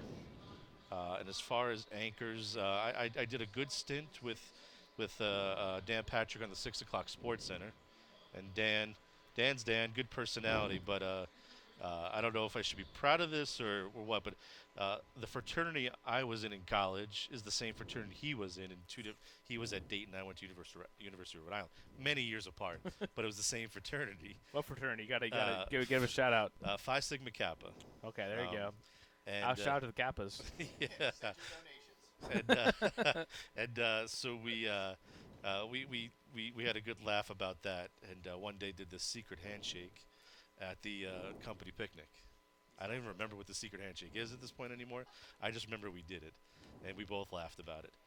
So Boomer and Bob Lee, I worked with Bob on Outside the Lines, and he is a huge Mets fan, and I'm a Mets fan. So there you okay. So he and a Giants fan too. I was working on Outside the Lines with him when the Giants beat the Patriots the first time. We came in the next day, and we had like a big bro hug, and he said to me, he's like, I popped a nice bottle of Dom Perignon. Wow. When they won. Yeah. That's a great story Yeah. right there. My goodness. But and he's also like he's a Springsteen fan, and I'm a Springsteen fan. I've actually seen him at a Springsteen concert, which is in itself a treat. So that's two. Who else? Am I including? Is it just anchors? I'm not. You can just do anybody you've worked with. I mean, Okay. ESPN. I mean, most people will probably recognize who you've worked with. I mean, that's It's been a long run. So 18 years. 18 years. They've come and they've gone. Who else do I put up there in the Mount Rushmore? He was one. Booyah. As growing up for me, I mean, he was kind of Thank the you idol. for bringing him. I can't believe I couldn't think it was. I mean, you worked 18 years. Yeah, but Can't even Stu- imagine the amount of guys you've worked I with. mean, he was Sports Center to me. Yeah, you know? Yeah, and no, same here. There was no as a production assistant who you cut your highlights right, and you watch the game, you screen them, and you hand them to the anchor.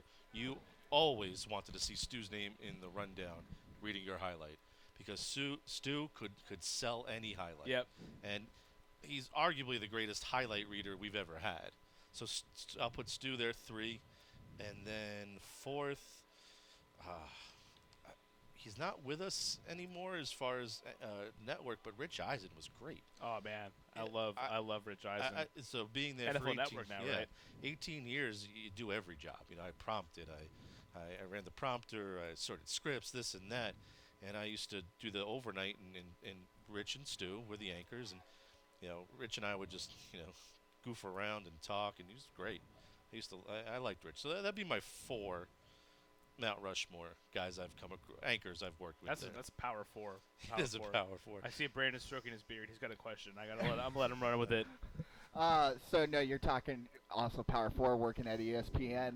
I want to know more about like your actual gig and job. I want to know what are the high pressure situations for you, basically. This is what I do. I'm a feature producer. I find stories that I find interesting, and I send them to my boss and say, hey, I want to do this story. You guys like it? And sometimes they do.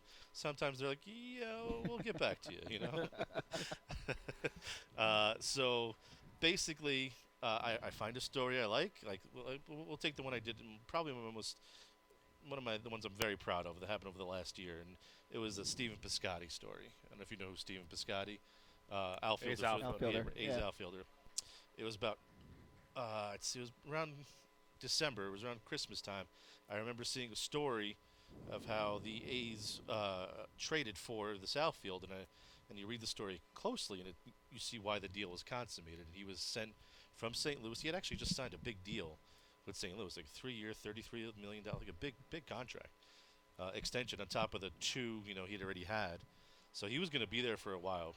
So his mother got diagnosed with ALS earlier in 2017. And he was, he left the team for like a week to go be with her when she was diagnosed, and it was just a rough year for him. And he comes from a very close-knit family. So the A's and the Cardinals got together in the offseason and worked out a deal where he can go be at home to be with his mother. Oh, wow. Yeah. Oh, she's going to be safe. There you go. Dennis Phipps just led down an infield single.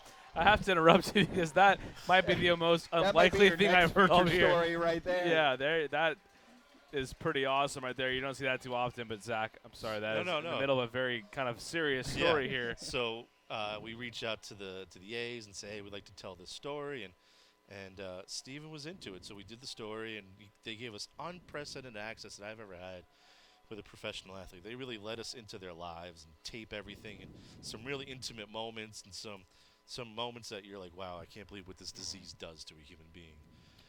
And so we spent about a week with the family. And I've never been on a shoot before where a feature shoot where it gets this emotional, where essentially the entire crew cries during a moment. He every night would play the guitar for his mother to help her fall asleep, and he would end the night by playing Amazing Grace on the guitar and sing it to her. And that was the song. When he was a baby, she had one of those little music boxes.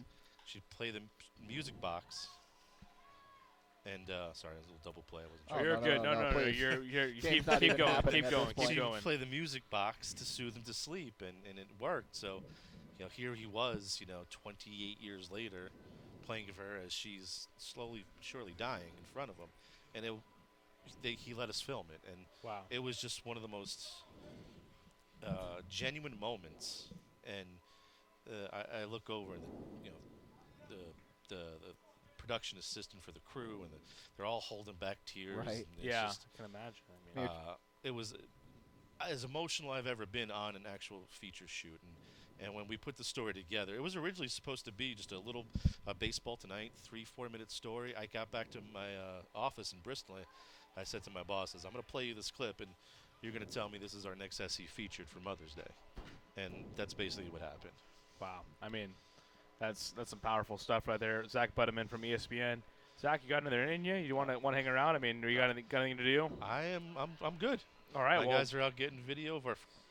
We're gonna roll through commercial. I mean, we don't have. Yeah, no, we don't abide any sponsors at this point right now. Do you have to roll a commercial? Nope, we're good. Right. Yeah, we can just roll right through. We can roll right through. So you've already gone over your Mount Rushmore of ESPN reporters.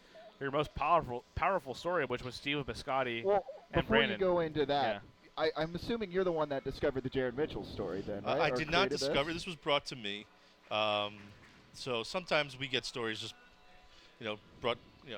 I'm a baseball guy. Yeah. It's my favorite sport, and I'm one of the few in my department who actually enjoys baseball. So they usually come to me and say, "We got a baseball story. You want to do it?" And I'm actually working on another Mike Trout feature to air later in the summer. I'm like, well, you're doing that, Mike Trout. Do you want to do this one? And we saw that.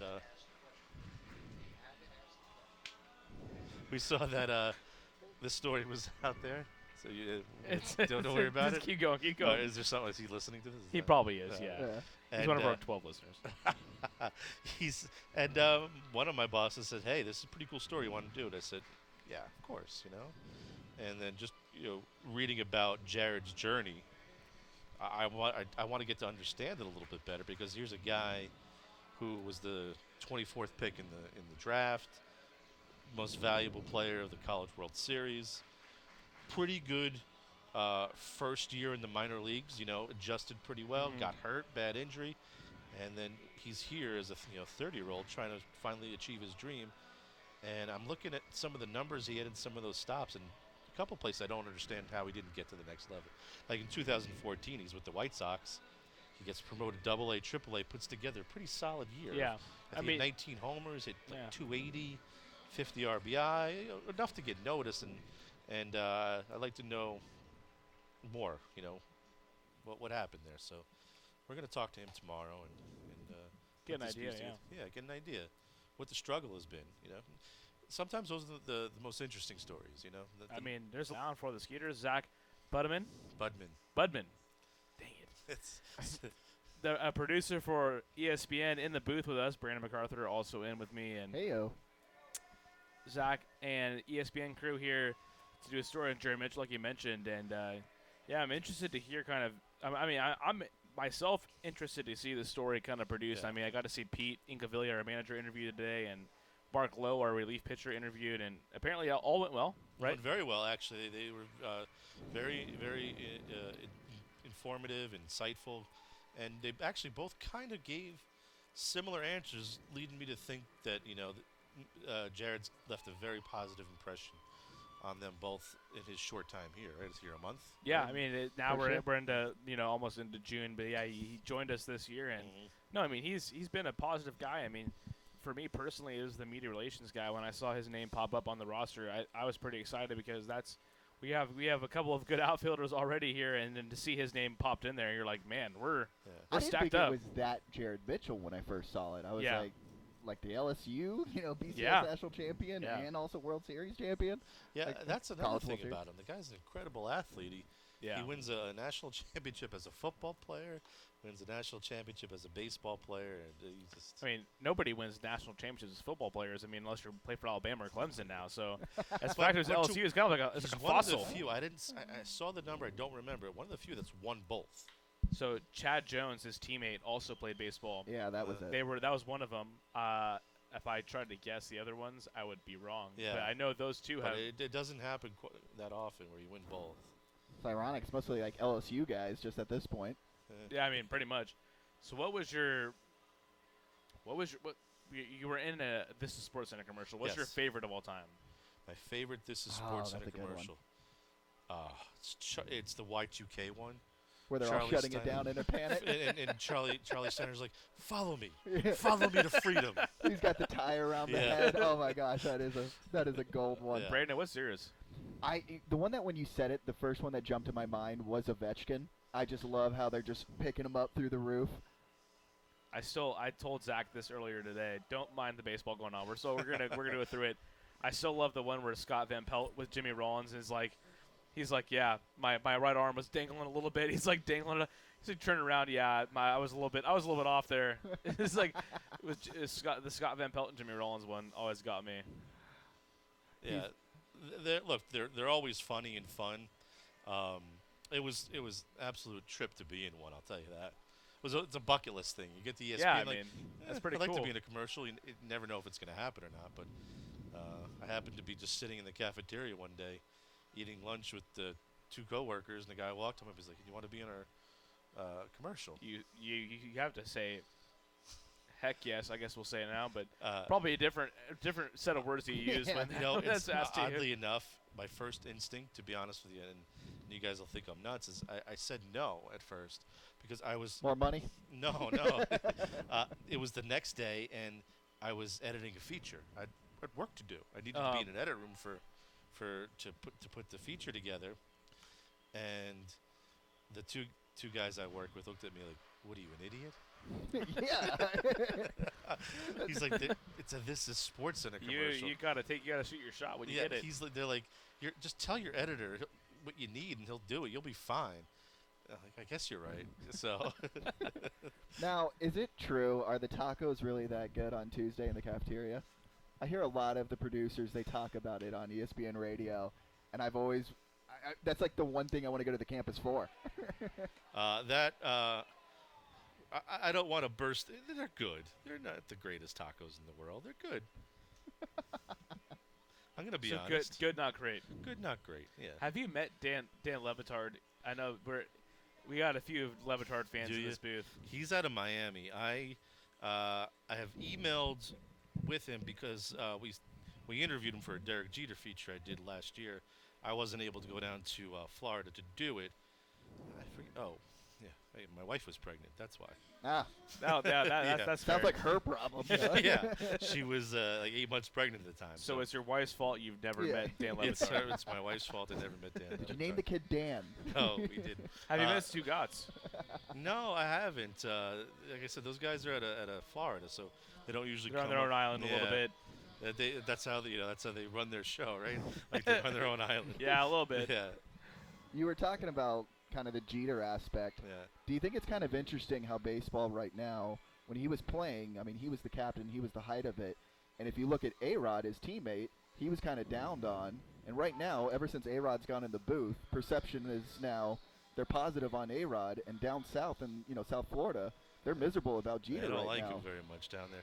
It's funny how A-Rod's kind of turned into a media darling, right? Yeah. Yeah, a little Is bit. it J-Lo? The J-Lo, is that what put him over the hump? I mean, I like to think I love his broadcast partner on Sunday night. I mean, Matt Vasgersian is my favorite broadcaster in baseball. I mean, play-by-play guy-wise.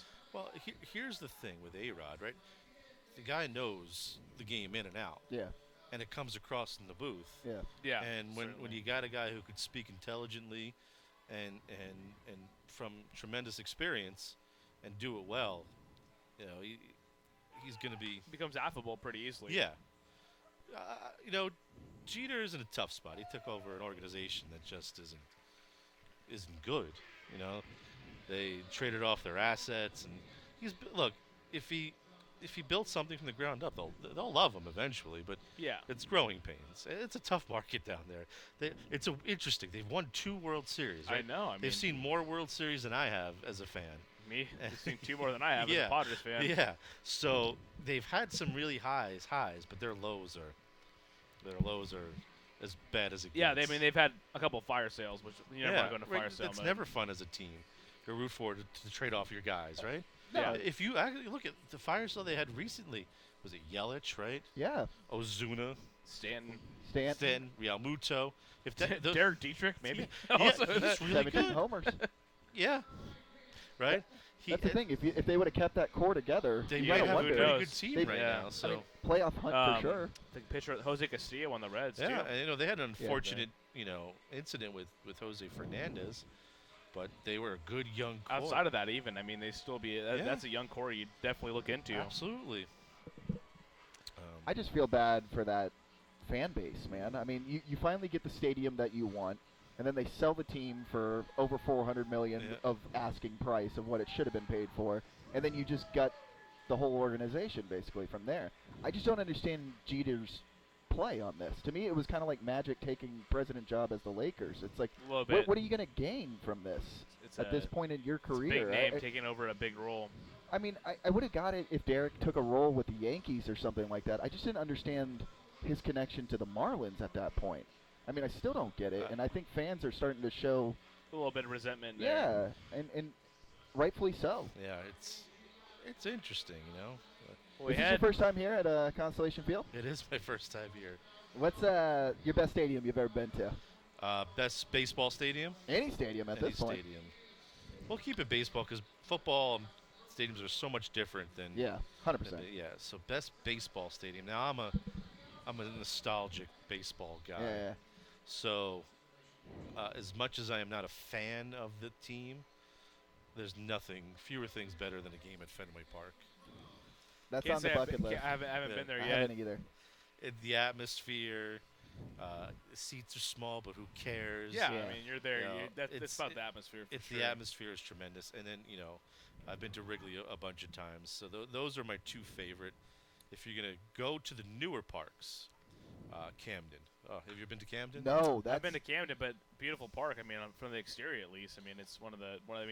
I put up there with the Pirate PNC Park, where it's one of those where when you see it, it's like it's got to be one of the nicest ones. But the experience of Utah Street, and it's just a fun ballpark. It's beautiful. Yeah. Again, if the team was better, it'd probably be like a better experience. But it's Chris Davis is hitting now though, so we're good. About time. No, actually, the guy who walked in on us and said you had to ask the question, I was just talking about it yesterday. I was like, "Have you ever been to Camden?" And he was like, "Oh yeah, absolutely." He was talking about how the warehouse section, Yeah, the like, Utah that's like Street. the prime food That's spot right Utah there. Street. Yeah. That's that is Utah That's Street. Utah Street. So I did a feature on one of their vendors. Guy's been there for 40 years.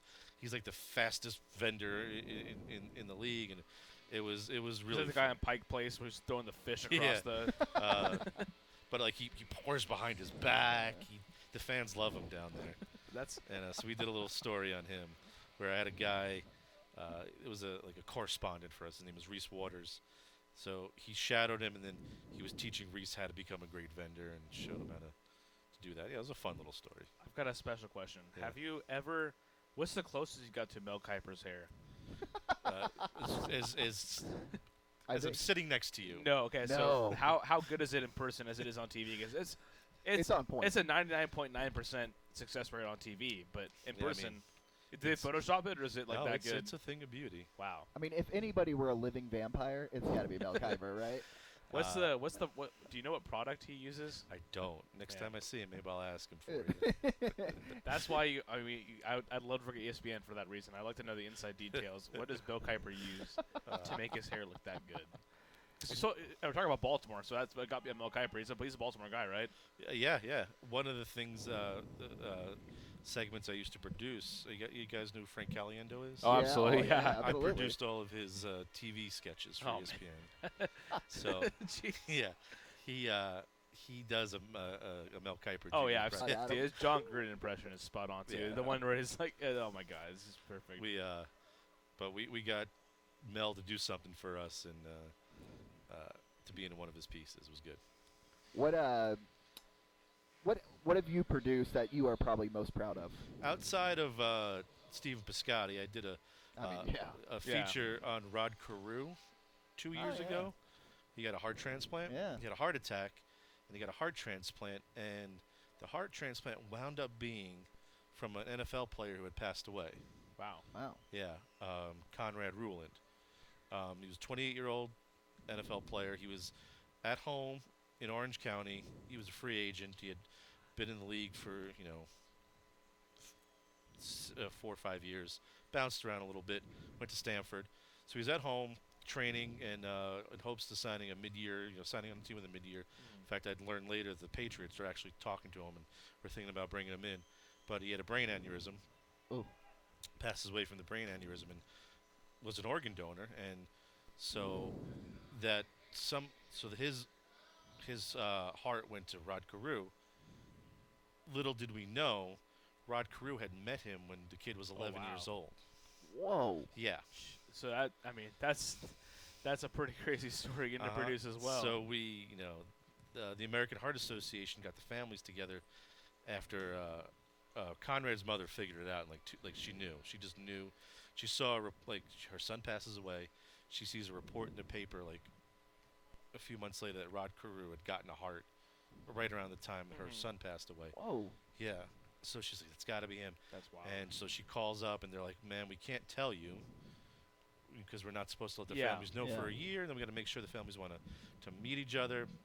But the woman on the phone, the American Heart Association, said, I can't tell you, but I won't say no. Yeah. So she said, "Is it Rod Carew?" And she didn't say anything. And so she contacted Rod's wife because they lived 11 miles apart too. So they kind of had the same circle, and it wound up being this incredible story. We got the families together, and I'm one of the main reasons I'm proud of it is that story wound up winning a Murrow Award for journalism. Very nice. Yeah. And I've been honest. I've seen this story, so I'm I'm shaking my head. I remember watching that story on SportsCenter a few years back. For what I do to win a Murrow for that's very cool. A story is career making, really. Absolutely. So that was I'd call that the high point of my career. Wow. I mean, that is. Yeah. Well, Zach, right. thank you so much. Yeah, thank you. Zach Budman man. from Appreciate you, man, ESPN. very Thank much, you. dude. He's here doing a appreciate story you on guys. Jared Mitchell. Will be out in the next few weeks. And June 9th. Look for June 9th. June 9th. Yeah. All right. Well, we'll be back here with some Skeeters baseball in a few minutes. Again, Zach, Dude, thank thanks, you so man. much. Really do. Appreciate you, man. Absolute perfection. And we'll go to commercial break here. We'll be back here in just a few moments. But to the bottom of the 7th at Constellation Field, the Skeeters trail the Patriots 5-2. sure? No. He's saying no, but let's see if he's correct anyway. You got to be more confident. That means that you have the right answer. You're going to be the winner of these 25 Skeeter Bucks, brought to you by Assured Float Solutions. Back up to you, Shane.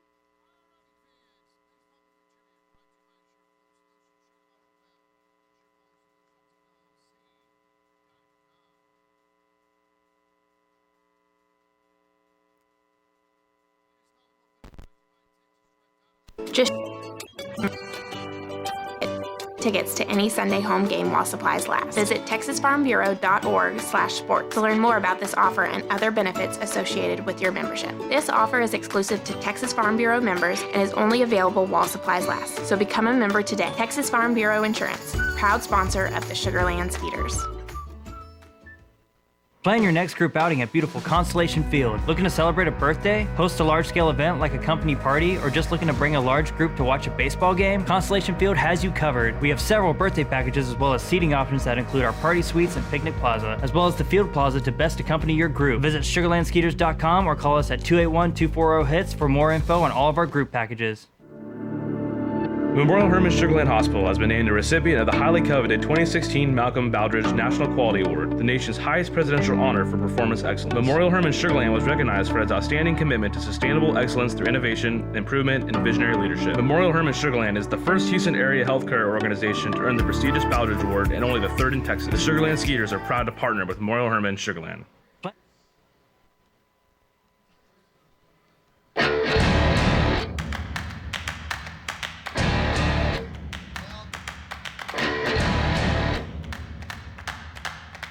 Welcome back to Constellation Field, everybody. Brandon MacArthur here with Ryan Posner. Skeeters still trailing Somerset 5-2 here as we start the top of the 7th. Ryan comes dashing back in after those phenomenal interviews, man. I apologize for the lack of baseball the last few innings, but I also am not that apologetic because it's very rare you get an ESPN producer of 18 years as well as Pedro Gomez, a baseball reporter of over 3 decades. Exactly. I mean, that was fun for obviously you and me for a bunch of reasons because, we don't get to interview guys like that every single day. And on top of that, hopefully you, the listeners, enjoy that as well because that was a really in-depth look. And, we asked Pedro some ridiculous questions, and he was such a good sport about it, man. That was awesome.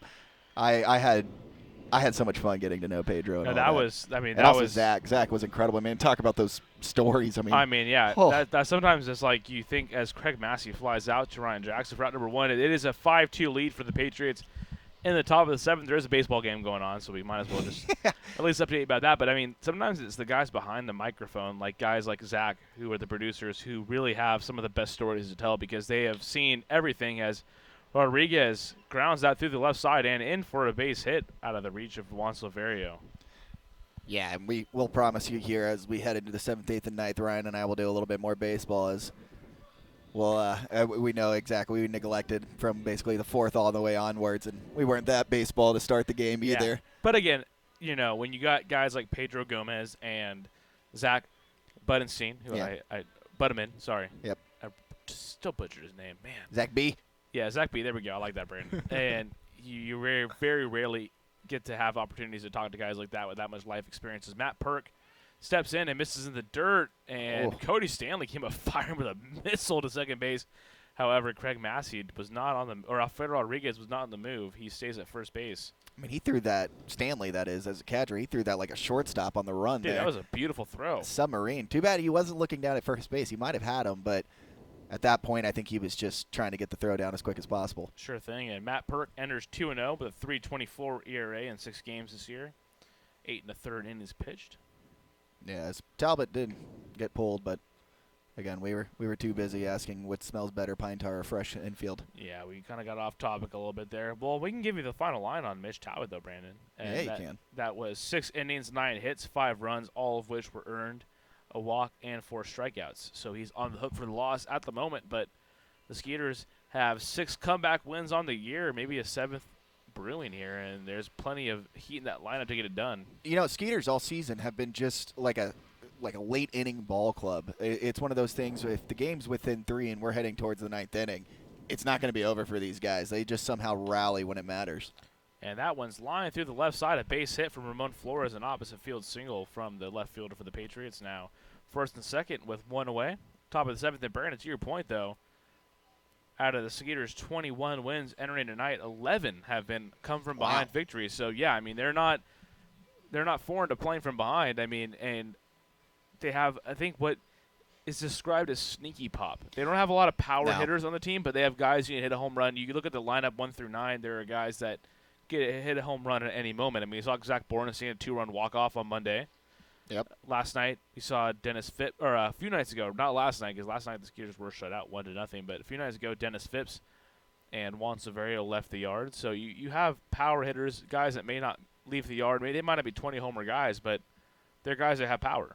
But you got to think, I mean, as awesome it is to be a late-inning ball club, and you need that coming down the stretch. But speaking of coming down the stretch, do you think that's going to hurt them in the long run because it's taking so long to produce runs that all we're doing is playing catch-up? It's tough to say because Long Island last year was the one team. The Skeeters were 8-10 against the Ducks, and they came out, took a 2-0 lead in the Atlantic League Championship Series, and then they ended up winning that in 5 games.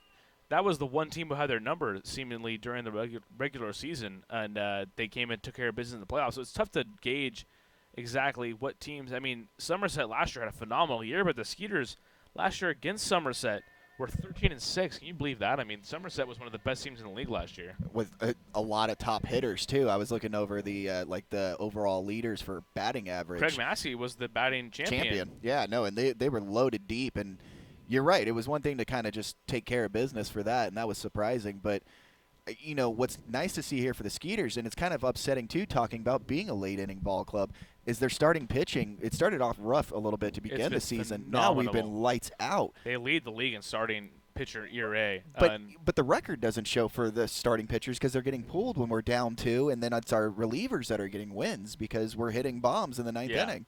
I mean, I don't look at the wins and losses as a stat of record mostly for pitchers, although the pitchers do care about it. The pitchers care about it. Yeah, not when you're trying to get called up. I would agree with you. It shouldn't matter when you're, pitching for the Angels, but if you're trying to get up to the next level. Certainly. No, that's a good point. As Edwin Espinal, the first baseman for the Patriots, flies out to Jared Mitchell at center field. That's 2 down now in the top of the 7th. And, I mean, the reason why I would say I wouldn't be worried about playing from behind is because the Skeeters bullpen is so good. They have guys like Matt West. As it starts to rain a little bit at Constellation Field. Is it? Just a little sprinkle. Yeah, I see that. Just a little sprinkle. You got guys like Matt Perk now, guys who've pitched in the majors. Felipe Paulina, who, in my opinion, is the Atlantic League Pitcher of the Month for April and May. That's just my opinion alone. He didn't give up a earned run until Do you want to hear Felipe Paulino's stats for this month, Brandon? I would love to. They're stupid. I can always hear about Jumbo, right? Is it Jumbo, the nickname? It is Jumbo. He's 2-0. With a 1.17 ERA, so there's a starter. That's a great. Don't need to tell me anything else. That's good. I believe the 2 runs that he's given up. I know it's a 1 ERA, but he's given up. I know 2 off the top of my head. I believe they're both Melky Mesa solo shots. He's given up 2 earned runs, and that's what it was because I was calling that game, and I remember because when he gave up the home run, I was like, oh, that's the first of his 2019 season. 2-0, and then the next night he gave up another. Yeah, and Melky Mesa probably knows Jumbo pretty well. I mean, they go a long ways back, and they both former big leaguers. But 2-0, 1.17 ERA in 14 games. He has 9 saves, and 15 1/3 innings pitched. He has struck out 25 batters. Ooh, from the closer role, man. I mean, that's lights out. And he's walked 5. I mean, he has literally been unhittable this year. Chris Hill, our president, has stepped in. Chris, you get on the giving us the tonight? head nod. What up, Chris? He's just looking checking at us. in. We have 3 headphones if you want to step in. Yeah, we can get on that. Yeah, there we go. Here. And down on strikes was Will Kenjor there to end the top of the 7th. The Skeeters trail the Patriots 5-2. It's been a very eventful night. We've had Pedro Gomez in the booth. We've had Zach Butterman from ESPN, and now we have Chris Hill. You're going to have to one-up them somehow, Chris. Oh, no. Christopher. Again, not starting well. I think you should go to break. We're going to go to break, and we'll do exactly that. And the Skeeters trail the Patriots 5-2. We'll be back here in just a moment. Texas Farm Bureau members get free tickets to Skeeters home games every Sunday all season long. Just show proof of your membership at the ticket office to get 2 free tickets to any Sunday home game while supplies last. Visit texasfarmbureau.org/sports to learn more about this offer and other benefits associated with your membership. This offer is exclusive to Texas Farm Bureau members and is only available while supplies last. So become a member today. Texas Farm Bureau Insurance, proud sponsor of the Sugarland Skeeters. Plan your next group outing at beautiful Constellation Field. Looking to celebrate a birthday, host a large-scale event like a company party, or just looking to bring a large group to watch a baseball game? Constellation Field has you covered. We have several birthday packages as well as seating options that include our party suites and picnic plaza, as well as the field plaza to best accompany your group. Visit sugarlandskeeters.com or call us at 281-240-HITS for more info on all of our group packages. Memorial Hermann Sugarland Hospital has been named a recipient of the highly coveted 2016 Malcolm Baldrige National Quality Award, the nation's highest presidential honor for performance excellence. Memorial Hermann Sugarland was recognized for its outstanding commitment to sustainable excellence through innovation, improvement, and visionary leadership. Memorial Hermann Sugarland is the first Houston area healthcare organization to earn the prestigious Baldrige Award and only the third in Texas. The Sugarland Skeeters are proud to partner with Memorial Hermann Sugarland. Plan your next group outing at beautiful Constellation Field. Looking to celebrate a birthday, host a large-scale event like a company party, or just looking to bring a large group to watch a baseball game? Constellation Field has you covered. We have several birthday packages as well as seating options that include our party suites and picnic plaza, as well as the field plaza to best accompany your group. Visit sugarlandskeeters.com or call us at 281-240-HITS for more info on all of our group packages.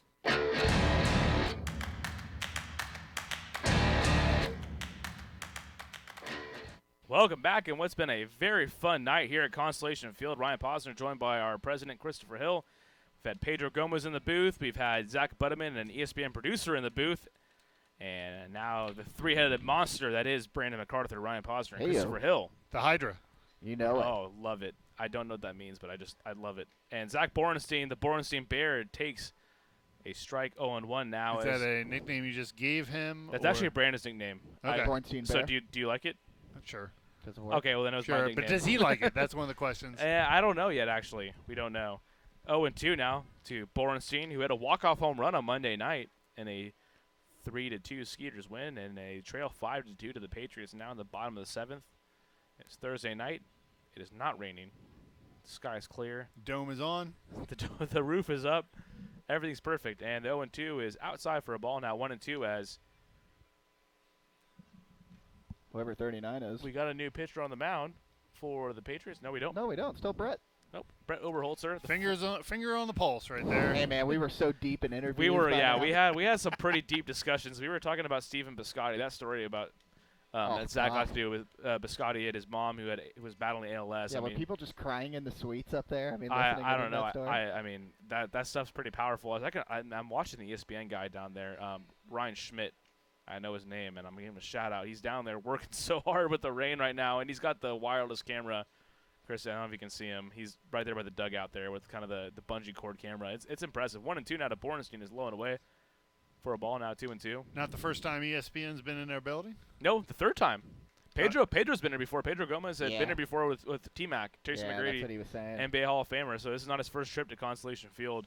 He had high regards for the field, though. 2-2 now to Borenstein. He lines that foul off to the left side. 2-2 still. I asked him. I was just curious. I mean, because I haven't worked for. This is my first minor league team I've worked for, and I was kind of just trying to get in the feel. I mean, his son plays in the minors, and I was like, where does this kind of field place as far as AAA, AA? And he said it doesn't really matter about the level. It's more about the city. Correct. And it's more about the community as Borenstein swings and misses for a strikeout. Now 1 down here, bottom of the 7th. And to your point, Chris, I'm just gonna set you up. I'm your Misty Maid to your Kerry Walsh here. What about this city makes it such a good spot for a minor league town? Well, I don't know anything about volleyball, beach volleyball at all. But you know it's beach volleyball, so you know what I'm talking about. I do know that. As we have a mound visit going on, we have a new reliever coming in. Looks like Brett Jody's going to the mound. We don't have to go to commercial. We can just let you finish this thought if you'd like, or you can go to commercial. It's great being in Houston. Oh, do we have some more commercials from promos that have already happened? Do we have some of those? Can you cue some of them up? That'd be great. Pink in the Park night last week. For those who are curious about Pink in the Park, we did have it. There's a promo coming up that'll tell you all about it. We're excited about that. James Loney no longer playing with James Loney not here. Yeah. Not here. He was here, though. I believe one of the promos talked about Roger Clemens pitching tomorrow night. That's not happening. So please be aware that that is not happening. Oh, okay. We got to go back and we got to fix that. That is messed up. We're remaking all these. So it's a work in progress, clearly in the booth, but that's good to see. No, I mean playing this facility outside of Houston has been fantastic. This community, Sugarland and the entire region is such a rapidly growing section of America. with the diversity of business, the diversity of people. It is such a fantastic place to raising 3 kids. Love raising our kids here, and it's a great place to be. So you worked for the Skeeters in 2012. You were the vice president, but 2011 I worked for them. 2011, First one on site. Even when you were not with the Skeeters, though, you still stayed out here in Fort Bend County. Yeah, we weren't moving. I mean, I love my time here. It was great, and when we had an opportunity in Houston, I had an opportunity in Houston, took it, and it was sad leaving, but there was nothing. I had nothing to prove. We had done an awful lot in a short amount of time. But then being able to come back, I mean, it really did feel like coming back home because we were never going to move, and I love sports, but I wasn't going to go to major leagues, and I wasn't going to go anywhere else. So when this opportunity came up, it was great. That made me feel very comfortable when you came in. You said you don't like to go to major league sports; you want to stay in minor league sports. I mean, to me that made me feel very comfortable. Like, you're not trying to make it a major league atmosphere. You want to make it fun, like a minor league team is supposed to be. It's a circus and a baseball game breaks out. That's Yeah. where we'll get to, because I love the game, I respect the game, and I want to make sure that we do as well. But we also want to have a really good time. We want our fans to have a good time. Chris, have you ever seen the documentary Battered Bastards of Baseball? I have not. That is It's a good a one. phenomenal minor league story about the Portland Mavericks and how it was Bing Russell, Kurt Russell's dad, and how he kind of ran the organization and how it was truly a circus, but boy, did they draw a crowd. Well, the first pitch here, we got Zach Zenicola, I should say. He's 3-1, does not have an ERA yet. Say that 3 times fast. Zach Zenicola, former Skeeter. Whoa, see, you got it. I got it. You did not. Former You Skeeter. did not. I will give you a B+. He's 3-1 with a A, 0.00 and a B+. ERA. B+ has got me through college. Juan Severio, he steps You in to lead dreamed off. of a B+ in college. Oh yeah, actually, yeah. C- was a great day. I'd send that into the dean's list if I got the a kid C. studied next to me, I studied.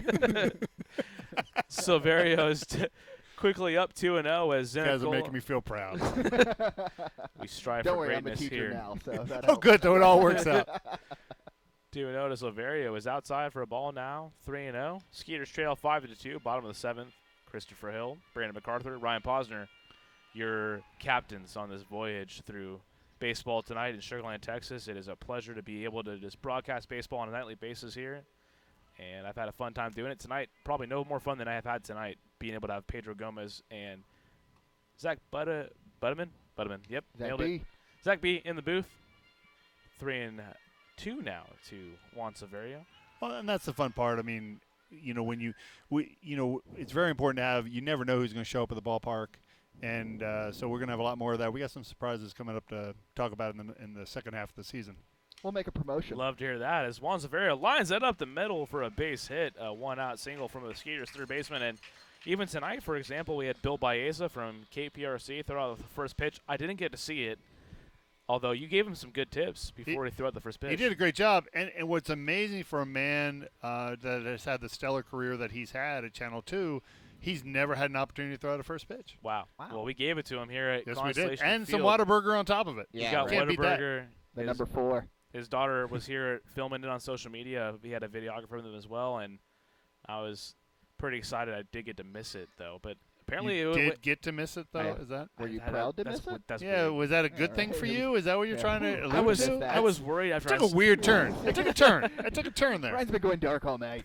I saw the pitch from like the White Sox game last night where the first pitch went like right into the videographer from like 10 feet away. I mean, he couldn't have been standing more than like an arm's reach from the person pitching, and I was a little nervous. I'm like, he said he was nervous, so I was nervous for him. But But have you ever thrown out a first pitch before? no, I have Chris? not. Yes. No Yeah. way. Where? Yeah. So a couple little league openings, they would ask us. It's not big. It's not big time. I mean, it's not. So you were from 40 feet away? Did But you underhand it? but Did legit, they you're cry when you shut them nervous. out? Yeah, no, I mean, I'm sure, yeah. And a lot of people, they will practice on flat surface, and then they'll get there. They'll get up on the mound, and what I tell everybody, get down off the mound. But then they never do. They always throw it from the top, and then they bounce it. That's usually how it happens. Now, the other question I always love to ask people when they join me in the booth is, have you ever caught a foul ball before? No. As foul Barton ball? fouls it off his foot. Yep, still 1-1 now with one down. See, Bottom of the the seventh. pause right there was a really good sign of a color commentator. No, That I that just was- paused that was good and overview. watched the action for a while. That really paints the picture for the audience. No, they really see that. Especially radio audience. Oh, they love Yeah, that. right? They love that. Theater You of really the want to mind. paint a picture of silence. Yep. We've set the tempo tonight. It's been very little baseball. We've had some exclusive, very special guests. It is a 5-2 Patriots lead as we're in the bottom of the seventh, and Christopher Hill's going to tell us about so his first foul ball he caught. At an Astros game, they were doing the Deep in the Heart of Texas, and their Astro was throwing things, the little foam balls. Orbit. Yeah, I was close. And so I have my camera, and I'm videotaping, just the kids clapping and, doing that and all this stuff. And they're throwing stuff, and I happened to be able to catch it and video at the same time. There It was you one of go. the more impressive feats I've done. There you go. And so I have it on video that I had done that. So It's kind of feat that gets you the nickname Datasaurus out there. hey, don't. Oh, spoilers, baby. Spoilers here. That spoiler warning, everybody. I caught one foul ball. It was Michael Young when I was in the Phillies. He had a line No, drive. but did you ask? Yeah. You did ask He him? did ask. No, I didn't know your name was Chris. Oh, Ryan. I'm sorry. Yeah, Oh, my bad. I didn't hear anybody ask him. I mean, he's just volunteering a story. I mean, He smoked it, caught it, gave it to a kid. he was smoking and he No. cut, what? He Lou smoked it. Ford? Right. Yes. He had a line drive right at me, first base side. Caught it with. I had my glove. That's the last time I ever brought a glove to the ballpark. I was still in high school, so Well, it was that makes still cool. sense because You got a glove you in caught high a line school? drive and went successfully. Then you never bought a glove again. Nope. And I gave it to a kid, and the kid's dad offered me a beer. I was 18. I said, "No, sir. Thank you very much." And Of course. I'm sure you and did. handed him the ball, and they were from Philadelphia, so I felt very good about myself. And I actually made it on the scoreboard that night. That was a very. Why did them being from Philadelphia make you feel good about Yeah, what you right, had 'cause done? they were Because I gonna was boo like, you? it was like a little kid. He said he came out. They came out for the game, and he got a ball. He came home with a. I mean, when if I was they a- were from Pittsburgh, would have been the same reaction, right. or was it just no, Philly? Definitely no, not. It had to be definitely from not. Philly. Yeah, I'm a big Philly guy. Yeah, I'm a Philly fan. Grew up outside of Philly. I like Philly. I mean, when I was a kid, if you got a Major League Baseball, that was like the coolest thing ever, right? I mean, if you had like the emblem on the ball, I mean, caught a foul ball before. it was. I mean, you knew exactly who threw it to you. And Jason Barneson swings and misses for a strikeout there. Now 2 down, bottom of the 7th. I mean, I can remember some of the balls I got. I got one from Aaron Rowan in batting practice as he made a beautiful play in batting practice, made a catch, flipped it to be on the run. I was like, dude, that was signature Aaron Rowan right there. He I was, mean, you remember the things like that. phenomenal White Sox red. you and- apparently remember a lot about that. I know too much about baseball, as You you got a lot mentioned, of from our details. marketing meeting when I couldn't get Andres Galarraga out of my mind. Big cat. The big cat. Big cat. Grande Yeah. Gato over here, Grande Gato. I'm or is it Gato Grande? I did didn't we ask finalize that? today. I didn't ask. I think it's Gato Grande. I think it is Gato Grande. Just, I mean, as a precursor, usually it's the other way around in Gato de Spanish. I Grande. mean, it's safe to say. so it's it'd be probably- Grande Gate? No, Gato or the because Gato Grande? because Grande Gato would be big cat, so it'd be the other way around. Do we have YouTube people? Could they help us with this? Yeah, I don't right, have why YouTube aren't they- open. We've had it. I mean, Are we even broadcasting? Where's Is that our what's going research on? team? no, we are. We've been spinning a sweet broadcast, and I don't even care about the comments. We've had Pedro. Oh, that's nice. Tell people you don't care about their comments. I- That's great. I do care, but we've had Pedro Gomez. I don't care about your comments, people. right. That was coming from Uh oh. Gatos Grande. Tyler says, I think Tyler agrees. Gato Grande. Yeah, that's how we know we've been on air. Everybody's been texting us. My dad's listening. Shout out to Richard. Appreciate you. 1-1 out of Dad. 5th. Swings and misses through that one. 1 and 2. 2 down. Bottom of the 7th. The Patriots with the 5-2 lead. Zach Zanicola on the mound. Who got the first hit tonight? Oh, that's a good question because I had 5. What did you have? Yeah, I had 6. For For those that don't know, we no, have we a can't- friendly game of figuring out who gets the first hit. We do a hit game. I know everybody now in the control room. If you and I have that number, they're going to be really upset once we find So out. it didn't happen the first. God, my No, mouse is just it all wasn't over the the Oh place. boy. I think my mouse had a bit of water there. Here we go. All right. My mouse had a bit of water. Yeah. That's why it's taking so long. It's Anyway, also- we do have a Oh ball my- game going on. Yeah, I was going to say, it's good radio to listen It to is us great scrolling and radio. listening things. Anthony Jansanti. So if you had the. All right, we're I going to think figure he's this 6. out. If you had number 3, you were the winner tonight in the hit game as Dennis Fitz lined that right field. That's That looks gonna like he's in gap. trouble, and it is down for extra bases in the right center field gap. Juan Severio, Lincoln Gum's going to wave him home, and he is safe on the feet first dive there around the tag. Nicely done. Dennis Phipps, an RBI double Feet first dive. Feet first dive. For those who are listening to it on radio, that was a great call. For those watching it on YouTube, you got it. Clearly didn't go in feet first. A 5-3 now lead for the Patriots as Dennis Phipps' RBI double cuts into that lead. Here with 2 away in the bottom of the 7th. That was even feet first. It was kind of a hand He slide. went dude. hand first. Yeah. His feet were already slid past there. Feet first would be like hand a karate first. kick. Am I supposed He to was say avoiding hand the tag. first? Yeah, you slide. Yeah. Or just say slide in home. He slid in home. You're right. Yeah. Well, I'll try to simplify things here as the year goes So what do we on. learn? We learned that he doesn't care about the YouTube commentators and that he'll just lie about a play. So Mario was safe. Yes. He was safe. We know that much, right? He was safe? Yeah, oh yeah. He was Okay, safe. good. We Okay, did. good. It is 5-3. You were correct on that. Nailed it. Yeah. And we thank you if you've stayed tuned into the ball game. Ryan Jackson, a former big leaguer, now up. He's now rocking the number 4. Yeah, had We're been back wearing- to the rockin'. I don't know why he dropped the 7 to 4. Chris, you've kind of created a personality for me downstairs now. They know me as Rockin' Ryan Posner because Yeah. of your.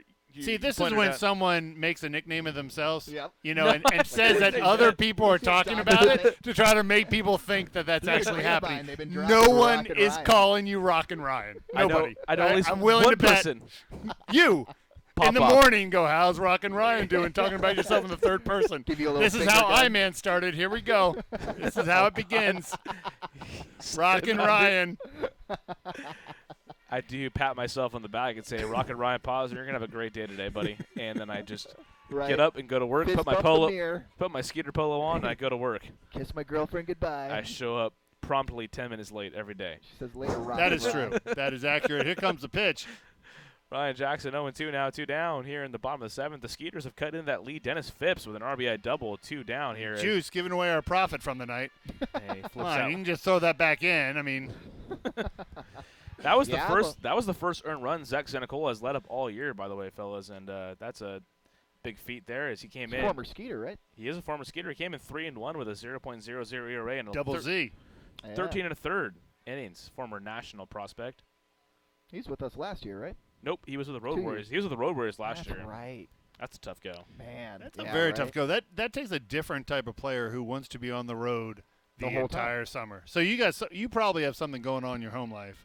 I mean, that you're willing to be on the road the away from. entire summer. Yeah, you're well, running. When they came here, though, that's kind of it was like their summer break when they came to Sugar Land because you get 7 days in the Marriott here in Town Square. That is a nice vacation. It was, I think we the had. official hotel, the Sugarland Skeeters. We also gave him a home game, too. They were We the did. home Warriors. We for gave a them the game. home Warriors one game. They did not follow through, though, and win that one. As that one's by Gonzalez, the catcher, and Dennis Phipps will trot him over to third base. So a two-out base runner there at third base. Ryan Jackson 2-2 now. Zach's having some trouble with control. He's been having trouble. The slider that he throws seems to be dropping off significantly earlier than it needs to. And imagine with the rain, I mean, it's got to be kind of miserable for a pitcher to try to get a grip on the And ball. there's no wind. No. It's a dead calm here in the ballpark. For those with my wind update, there's none. Christopher always good with the wind update. 2-2 now to Jackson. Chops it up the middle. Zenicola has it. Fires over to Espinal off the bag, and he is able to get his foot, though, back as that throw almost took him off and had Run me it out. excited. You got to run that out. Yep. And Jackson down on the 1-3 putout. That'll do it here, though. Dennis Phipps does get a run back for the Skeeters on an RBI double. They trail the Patriots 5-3. We'll head to the 8th inning here at Constellation Field. We got a party in the booth. Do return as we'll come back here for more. Hello, Houston. Tomorrow's here.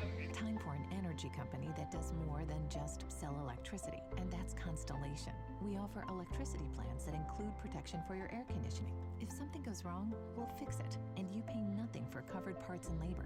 Visit constellation.com/getmore or call 888-921-MORE to learn how all of this is included in one great electricity rate. Certain restrictions apply. Visit constellation.com or speak to a care representative for details. PUC 10014.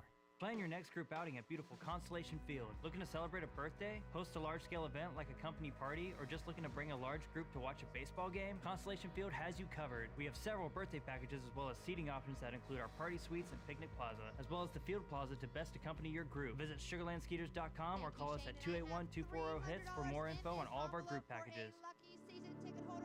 Memorial Hermann Sugarland Hospital has been named the recipient of the highly coveted 2016 Malcolm Baldrige National Quality Award, the nation's highest presidential honor for performance excellence. Memorial Hermann Sugarland was recognized for its outstanding commitment to sustainable excellence through innovation, improvement, and visionary leadership. Memorial Hermann Sugarland is the first Houston area healthcare organization to earn the prestigious Baldrige Award and only the third in Texas. The Sugarland Skeeters are proud to partner with Memorial Hermann Sugarland.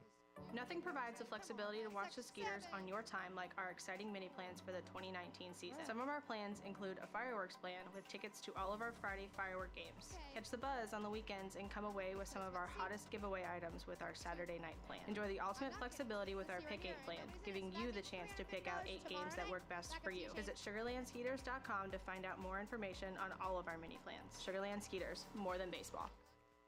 What's up, dudes? Pamela Printing, the preferred printer of the Sugarland Skeeters, the name you hear most often in Fort Bend County. People are talking about quality, dependability, on time, and helpfulness in producing a great business piece for their company.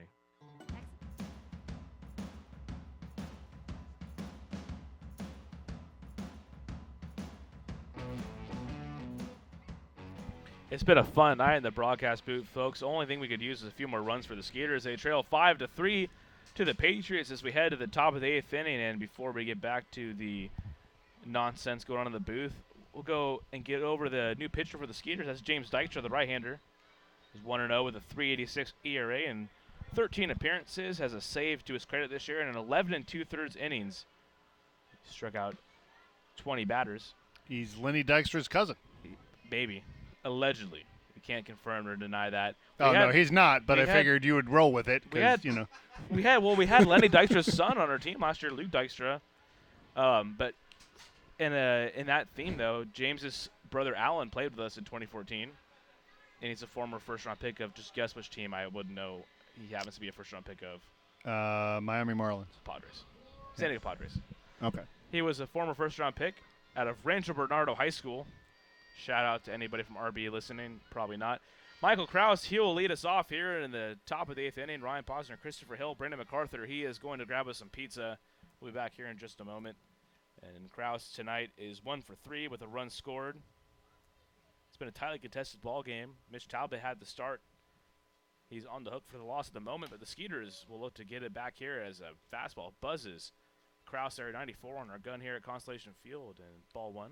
What's been interesting is that this is a team that definitely had some words on the road, but there hasn't been anything here local. You think with a 7-game series you would get, the tempers would boil over at some point, but we've seen very, very calm demeanors from both sides.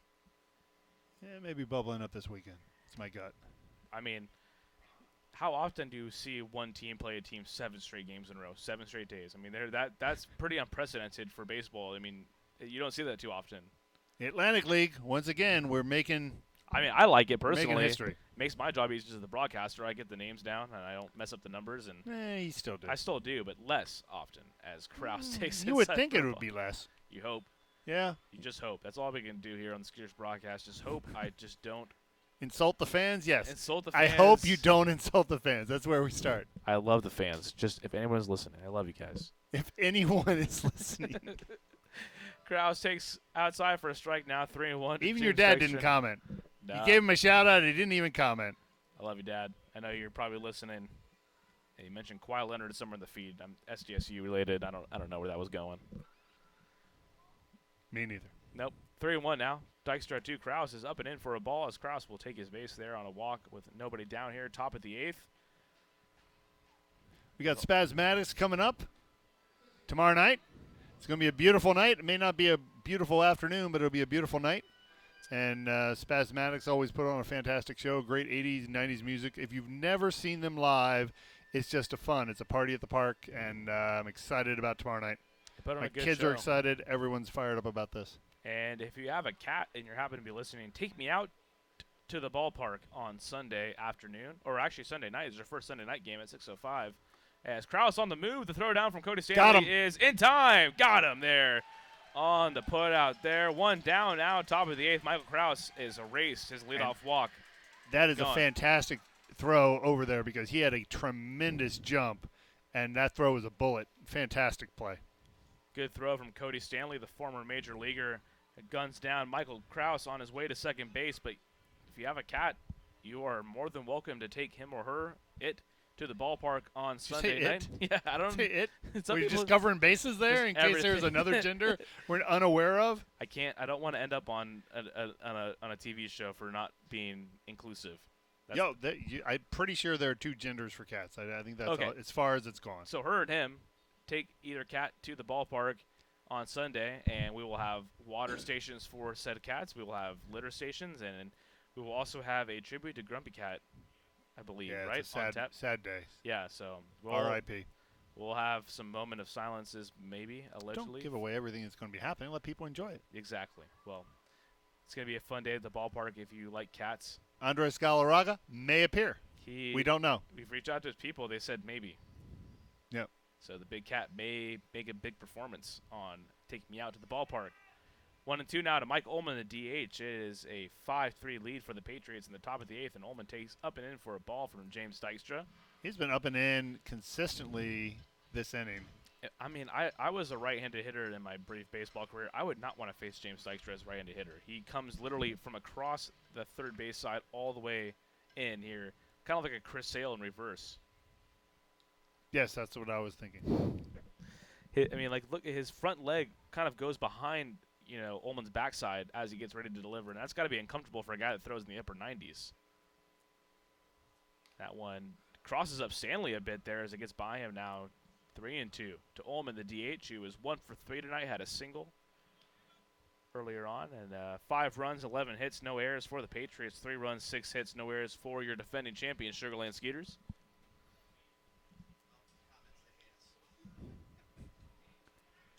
That dead air is brought to you by Dead Air Plus. When you need dead air, Plus is where you The need. leaders in dead air.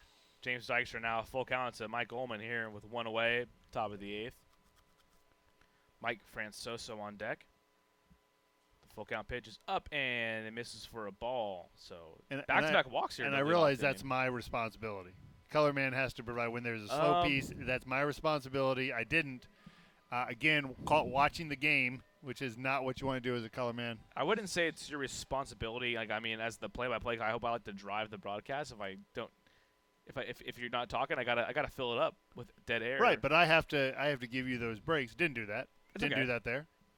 Oh, I'm not saying it's not okay. It just is what it is. But I'm just acknowledging it. I don't want to, We got a pinch runner coming in, number 2. I don't even have to look. That's Scott Kelly coming in to pinch run for Mike Ullman, which is kind of like watching Aaron Judge head to the dugout for Jose Altuve to pinch run. Mike Ullman listed. He's wearing his dad's uniform today. Mike Ullman at 6'5", 240. Scott Kelly at 5'10", 175. It is take your son to work day here at Constellation Field as Scott Kelly comes in to pinch run. I laugh, but Scott Kelly is a really awesome guy. He made the team on a tryout in 2014 and has been there ever since. And they threw over there. James Dykstra checking in on Kelly. He's back in time. Scott Kelly can pretty much play. You just give him a glove, he play any position on the field. He's one of those guys. No count here to Mike Francoso. Kelly has got a big lead, good secondary, but that ball's in the dirt for ball A little 1. bit of control issues. I don't know if they're going to try to run 2 people in 1 innings. That did not turn out well, but definitely there's some control issues on the pitcher. So the catcher's being caught off guard several different times where he's looking inside, ball goes outside, or vice versa. Possibly some communication issues here. The rain has stopped, though, so that should help in some regard. It wasn't raining that hard. It was just kind of like a sprinkle, but I mean, it's easy for me to say here from the broadcast booth, covered by a roof and the air condition, that rain doesn't play a factor. Sure, it does out there. 1-0 now to Francoso. Scott Kelly on first base. Good secondary lead again. That one misses up. And just based off the body language there from James Dykstra, he's kind of a little flustered out there. Yeah, I think there's some frustration. There's either he's not able to hit his marks, or he's getting pitches directed where he doesn't want them to be. And that could be a lot of different things.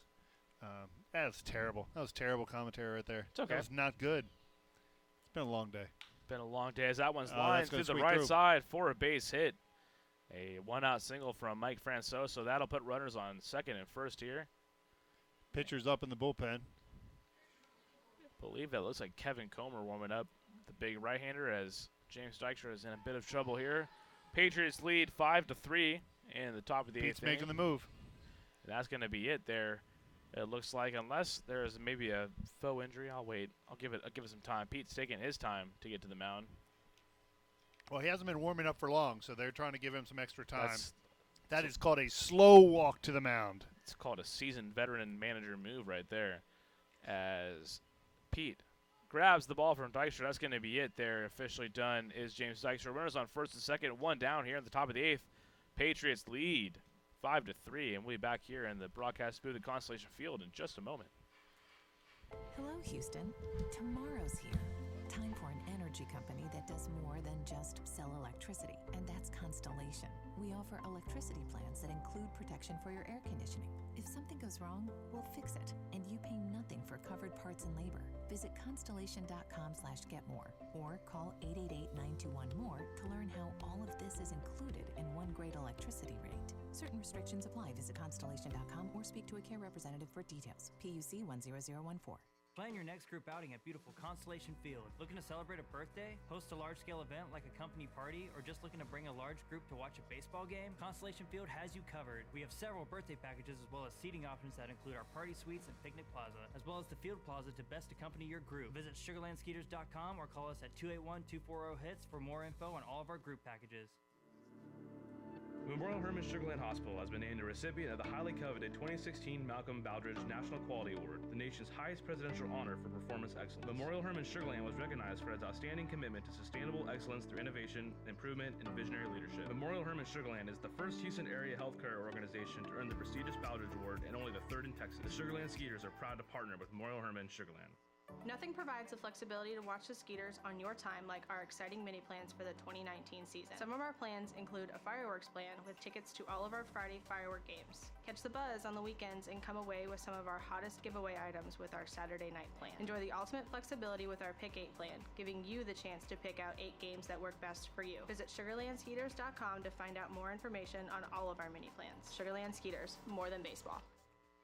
What's up, dudes? Pamela Printing, the preferred printer of the Sugarland Skeeters, the name you hear most often in Fort Bend County. People are talking about quality, dependability, on time, and helpfulness in producing a great business piece for their company. Texas Farm Bureau members get free tickets to Skeeters home games every Sunday all season long. Just show proof of your membership at the ticket office to get 2 free tickets to any Sunday home game while supplies last. Visit texasfarmbureau.org/sports to learn more about this offer and other benefits associated with your membership. This offer is exclusive to Texas Farm Bureau members and is only available while supplies last. So become a member today. Texas Farm Bureau Insurance, proud sponsor of the Sugarland Skeeters.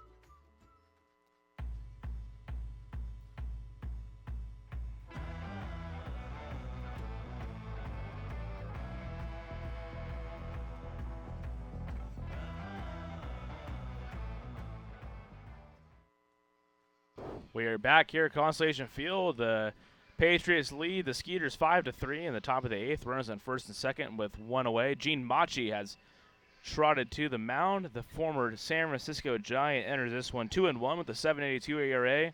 12 games pitched, 12 2/3 innings. He's struck out 7, has allowed 3 walks, and I guess somebody thought I was funny earlier, or I was trying to be funny. No, I'm not that funny though. No, you're not. You are correct. Yeah, that much I know. As Yovan Gonzalez steps in, one down here in the top of the eighth. And runners both on the move. The double steal on the first pitch from Machi, and there's no throw from Cody Stanley as they both slide in there safely. So now runners on second and third with one down here. That's smart. You have a new pitcher coming in. May have some issues with control early on as he gets into his groove. So that first pitch has a tendency to be a little bit all over the place. Pretty daring move there. When you're up 2 runs. It was a heads-up play, though, like you said, Chris. I mean, first pitch from Machi. Double steal now, one down, run a second and third. The infield playing in. As Gonzalez chops that right to Machi. No play as they are not able to score on that one. He flips it over to Colabello, and Scott Kelly forced to stay at third base there. Now 2 down in the top of the eighth. A nice series of events there for the Skeeters. That play pays off, though, for them because had they not done the steal, that would have been a double play. That's very true. And they'd be out of the inning. So that steal actually saved them, gave them another at-bat. They stay out of the double play, but they aren't able to plate the run as now they're 2 down. Patriots, they hang on to a 5-3 lead here. So I want to congratulate Tim Benton because he's our YouTube listener of the week. So he gets a resort stay at the Long Island Radisson. That's a fine resort. Yeah, it's fantastic. So we will be in touch with you soon about the accommodations. Team stayed there this past weekend, had a delightful time. Beautiful time. Brought back pictures and everything. Fantastic. So congratulations to Tim. Congrats. Big day for you as Gene Machi quickly ahead 0-2 now. A nice breaking ball in the dirt there.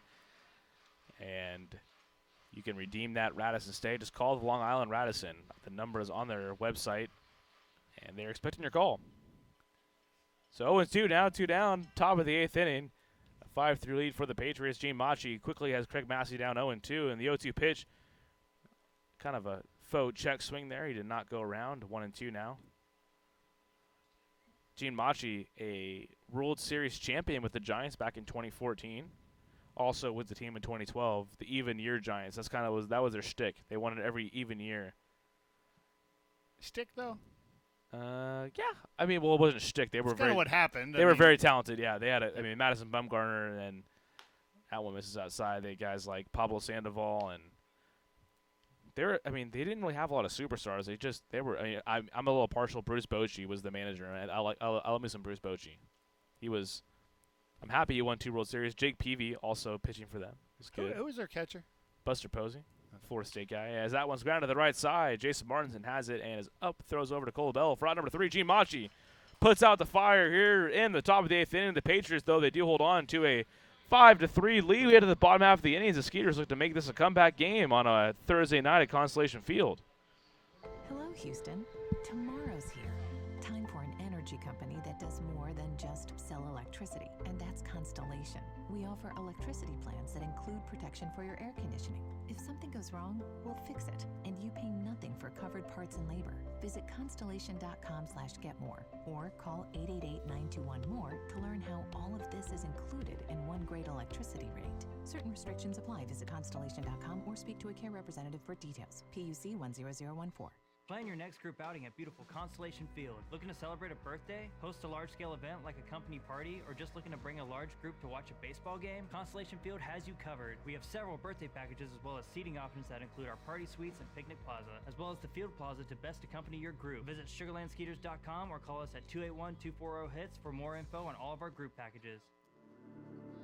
Memorial Hermann Sugarland Hospital has been named a recipient of the highly coveted 2016 Malcolm Baldrige National Quality Award, the nation's highest presidential honor for performance excellence. Memorial Hermann Sugarland was recognized for its outstanding commitment to sustainable excellence through innovation, improvement, and visionary leadership. Memorial Hermann Sugarland is the first Houston area healthcare organization to earn the prestigious Baldrige Award and only the 3rd in Texas. The Sugarland Skeeters are proud to partner with Memorial Hermann Sugarland.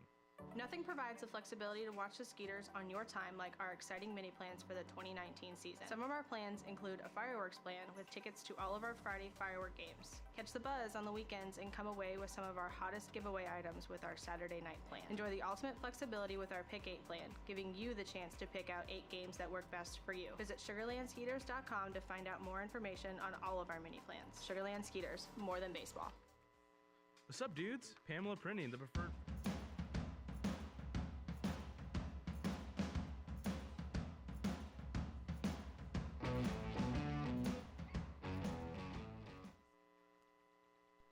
Welcome back to Constellation Field as we are talking exclusively baseball and only baseball, just baseball here as we head to the bottom of the 8th inning. Somerset with a 5-3 lead, and in steps Jared Mitchell as the Skeeters look to bust this one open here. They trail by 2, heading to the bottom of the 8th. We've got a new pitcher on the mound for Somerset, and Christopher Hill's going to get you the stats on him in just a moment. No, I probably won't. Nope. And It's Mike Broadway who comes on into this one. Jared Mitchell's stats because they're right in front of me. Mike Broadway comes in and throws a strike to Jared Mitchell. Broadway. Jared's batting .273. He's got 5 home runs and 19 RBIs. And leads the league with 14 stolen bases. He's but Broadway 1-1, the 3.46 ERA, has 3 saves on the year. 1 save, and 3 opportunities in 13 innings pitched. He's struck out 18 batters and walked 3.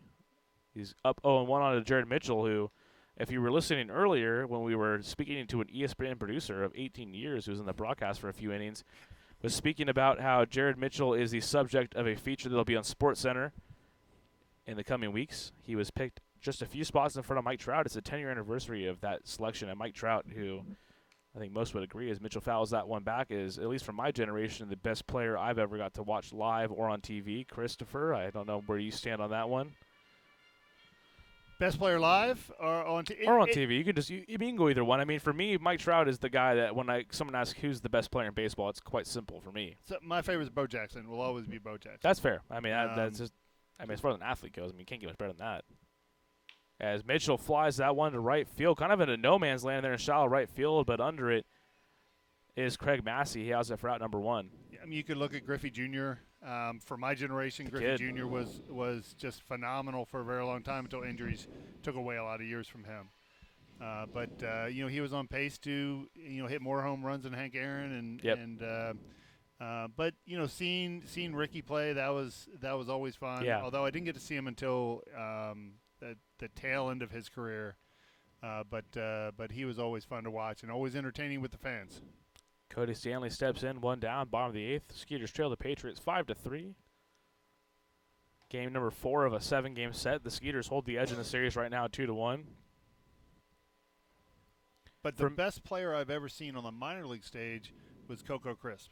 Wow. We had him in Buffalo for an entire year, and he was you could just tell he was far and away shouldn't be there.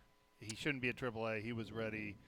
He was ready on day 1 when he showed up in Buffalo. He was a fantastic. That team was the best team, the 2004. Was that the Buffalo Indians Bisons. affiliate when Yes. you were with? Okay, because he was one. No, and without hyperbole, trying to be too crazy, he was one of the better leadoff hitters of he was great. the last 10 years. I mean, he got the job done at the leadoff spot.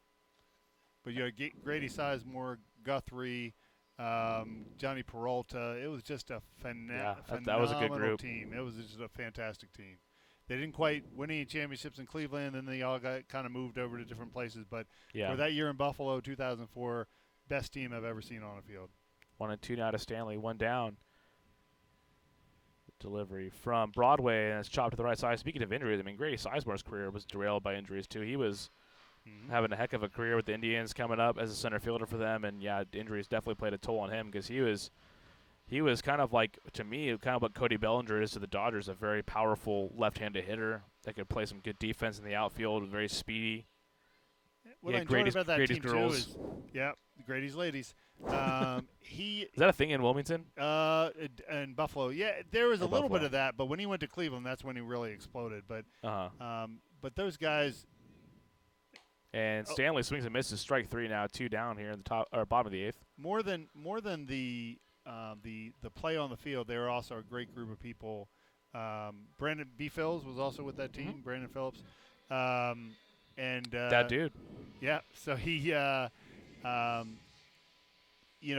was just a really classy group of guys, a really fun group of guys, and that was a fantastic year. That's a very cool group of baseball players to be around. A lot of great careers mixed in there. As Anthony Jansanti steps in, he's 1 for 3 with a single.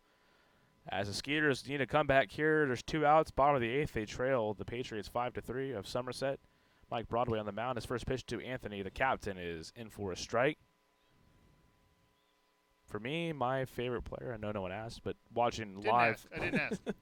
I didn't ask. Albert I Pujols. wasn't even curious. Albert Pujols has got to be my favorite player to watch live when growing up. I mean, as Jansanti pops that, so I'm going to finish my story. But Pujols. After the break. Well, yeah, we can get to that. Stay tuned, everybody. Stay tuned. That's a cliffhanger right Tim there. Benton, stay tuned, because that story is coming up. As that one is caught out there right field by Mike Francois. So that'll do it here in the 8th. The Skeeters, they still trail the Patriots 5-3. We'll head to the top of the 9th.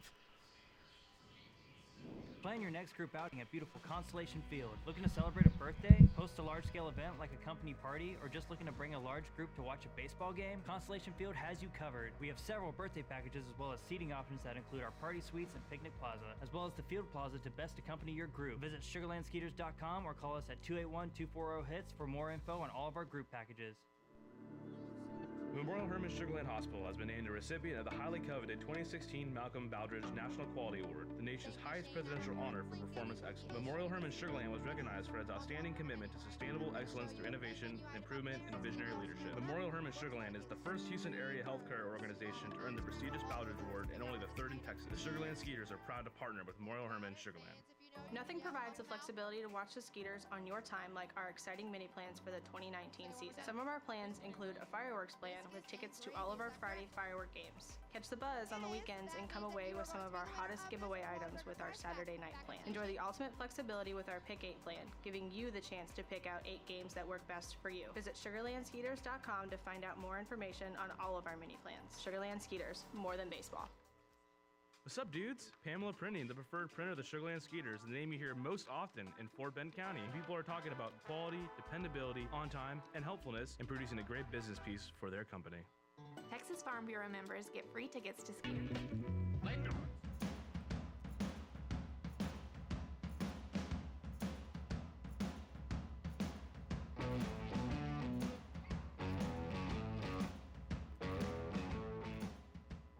And we head to the top of the ninth. Mark Lowe going to take over for the Skeeters. Ryan Posner, Christopher Hill, our president, in the booth here. And let's get you some numbers on Mark Lowe as we head into that ninth inning. I thought you were going to get back to your story. Oh, I mean, see, you got time now to throw that story out it's there. not much of a story. I mean, Albert Pujols was just the best player to watch when I was growing up. I mean, with the Cardinals, thinking about cameras flashing and seeing the popping lights, he was the guy who, like, you go into the game to watch Pooey. I mean, This is the story. That was it. Great. Tim Benton will be disappointed. Tim Benton's going to have his opinion. I know he will. He always does, and I appreciate him for that. As Mark Lowe enters this one 2-1 with a 5.79 ERA, 11 outings for the former big leaguer in 14 innings pitched. He struck out 16 batters and has walked 4. And you will see Mark also on that feature with Jared Mitchell, who was interviewed today by Pedro Gomez and the fellows at ESPN. And that's a tough, respect for our players to be able to be in that interview. Because that's tough when someone is one of the greatest players of all time gets drafted and you're drafted in front of them and someone 10 years later is doing a story on it. That's a difficult conversation because you're not in the major leagues right now. Yep. To have the class to be able to take on that interview, really cool. And Alfredo Rodriguez, the shortstop, pops it up to Jared Mitchell. Speaking of him, and in center field has out route number 1 here in the top of the ninth. And yeah, I mean, last night we kind of had to pivot the story, and I was asked, that you wanted a player who could speak about, the difference of the major league and independent level, and Mark Lowe came to mind immediately. He has 11 years in the majors, now in his first year with the Skeeters. But not only is he 11 years in the majors, he's just such a salt-to-the-earth guy. I mean, he's seen it all. He's a reliever, too. I feel like relievers, they spend all that time in the bullpen, with their own thoughts. They're some of the critical thinkers, I guess, of the Major League Baseball game. I wonder where that phrase comes from, salt of the earth. I don't know either. It sounds cool, right? It is. It's a great phrase, but I don't understand what it means. To me, it means like a guy just very down to earth. I know that. Okay, I was actually curious. Where does a story like that begin? I have no idea. Well, you know everything else. I thought you would know. Nope. I know Gatos Grande? I know very little. As Mark Lowe misses outside now, 2-0 to Ramon Flores, who's 2 for 4 with the single and a walk.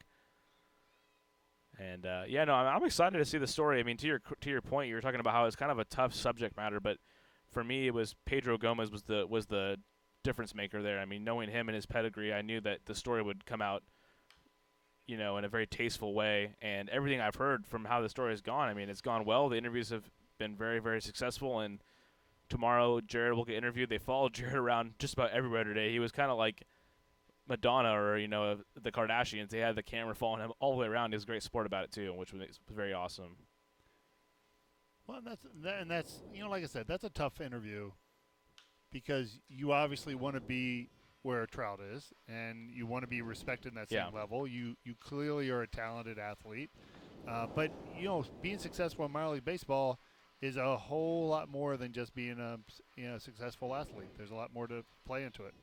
And Pedro can empathize, too, because his son is in the minor leagues at the high level of the Red Sox, so he probably knows better than most reporters how difficult it is actually to make that trip. And Chris, I think you just looked it up. No, sometimes we get comments where people will inform us of things, and so someone gave us the definition of salt of the earth. I fully understand what salt of the earth means. The question was, had our listener in reference understood where that came from? Yeah. Like, how do you come up with that phrase? Sure. How does that phrase come about that you're the salt of the earth? And the 3-2 from Flores is hit well to right field. Zach Borenstein on the run in the gap in right field. They look up, and that one's off the wall there in right center. Ramon Flores around second, he'll head for third, and he'll have third, standing up with a one-out triple from the left fielder for the Patriots. So a one-out base runner here now as Mark Lowe is in a bit of trouble. the triple from Flores, who already had a pair of hits tonight. Now his third hit of the evening. Stand-up triple, too. And it wasn't it kind of died off the fence. It went into the visitor's bullpen or hit the visitor's bullpen fence area where there's not padding. And so it kind of died right there. You didn't get a ricochet. And that enabled, although he was already going to third, there wasn't any slowdown in his step. And it was a slow relay coming in from center, and he got in there standing up. Yeah, Flores runs pretty well. Came into this one with 3 stolen bases, not caught stealing once. And the first pitch to Edwin Espinal, the first baseman, is outside for a ball. So any update on the salt of the earth? I mean, you were... Well, we got definitions for those that don't know what salt of the earth means. Led us, I mean, you had a great lead in, and then we kind of just fizzled out there as the triple happened. Yeah, that kind of the real question was where something like this comes. There's a single on the left field side. Oh, I can't even do play-by-play. It's all good. I tried. I wanted to right there. I was all excited. I was in mid-sentence. Could have gone right into play-by. I could have, but then again, my skills are better suited elsewhere. Edwin Espinal lines that through the left side for a single. That'll score Flores now, and that'll increase the Patriot lead to 6-3 here with 1 away in the top of the 9th inning as the Patriots add on a bit. So apparently it derives from the Bible. Oh, God, that's what we're finding out. It's biblical. We moved from Pedro back Gomez of when salt ESPN was to the Bible. considered an essential commodity. So there you go. Sodom the more you know. Yep, that is. If you want to talk baseball, I'm sorry. We got you way more than baseball knowledge here on the broadcast. Want to thank Kyle for that information. Really appreciate it. Thank you, Kyle. Shout out, Kyle. Will Kenjor now down 0-1 from Mark Lowe. Edwin Espinal on first base with the RBI single. He takes for a strike now, 1-1. Kenjor came in hitting .346. That was third in the league. Dante Bichette Jr. came in hitting .398. He's got a very strong lead there on the batting title through the month of May. 1-1 now to Kenjor. Swung on a miss for a strike there. Nice breaking ball from Lowe and in. Ah, there we go. Low and in from Lowe. 1-2 now, 1 down.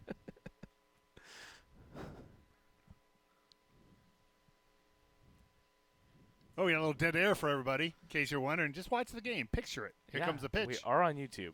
Shout out to the guys in control room. 1-2 now as Kenjor check swing did not go. Ball 2 now, 2-2. Cody Stanley, he crept into the top 10 in the batting race tonight. He is now, prior to tonight, he was number 6 in the league with a .316 on base percentage. And out of the catcher spot, that's a definitely a luxury to have. A guy who can control a game as well as hit over 300. You don't see that a whole lot.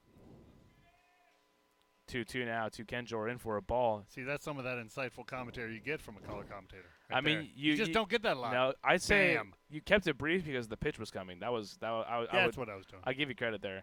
I mean, Stanley, a former backup of Yadi and Molina, who early in my generation was one of the best dual threat catchers as far as hitting and pitching. Mark Lowe on the mound for the Skeeters is 3-2. 2-0 Kenjor is outside, ball 4, and that'll put runners on first and second now with 1 away.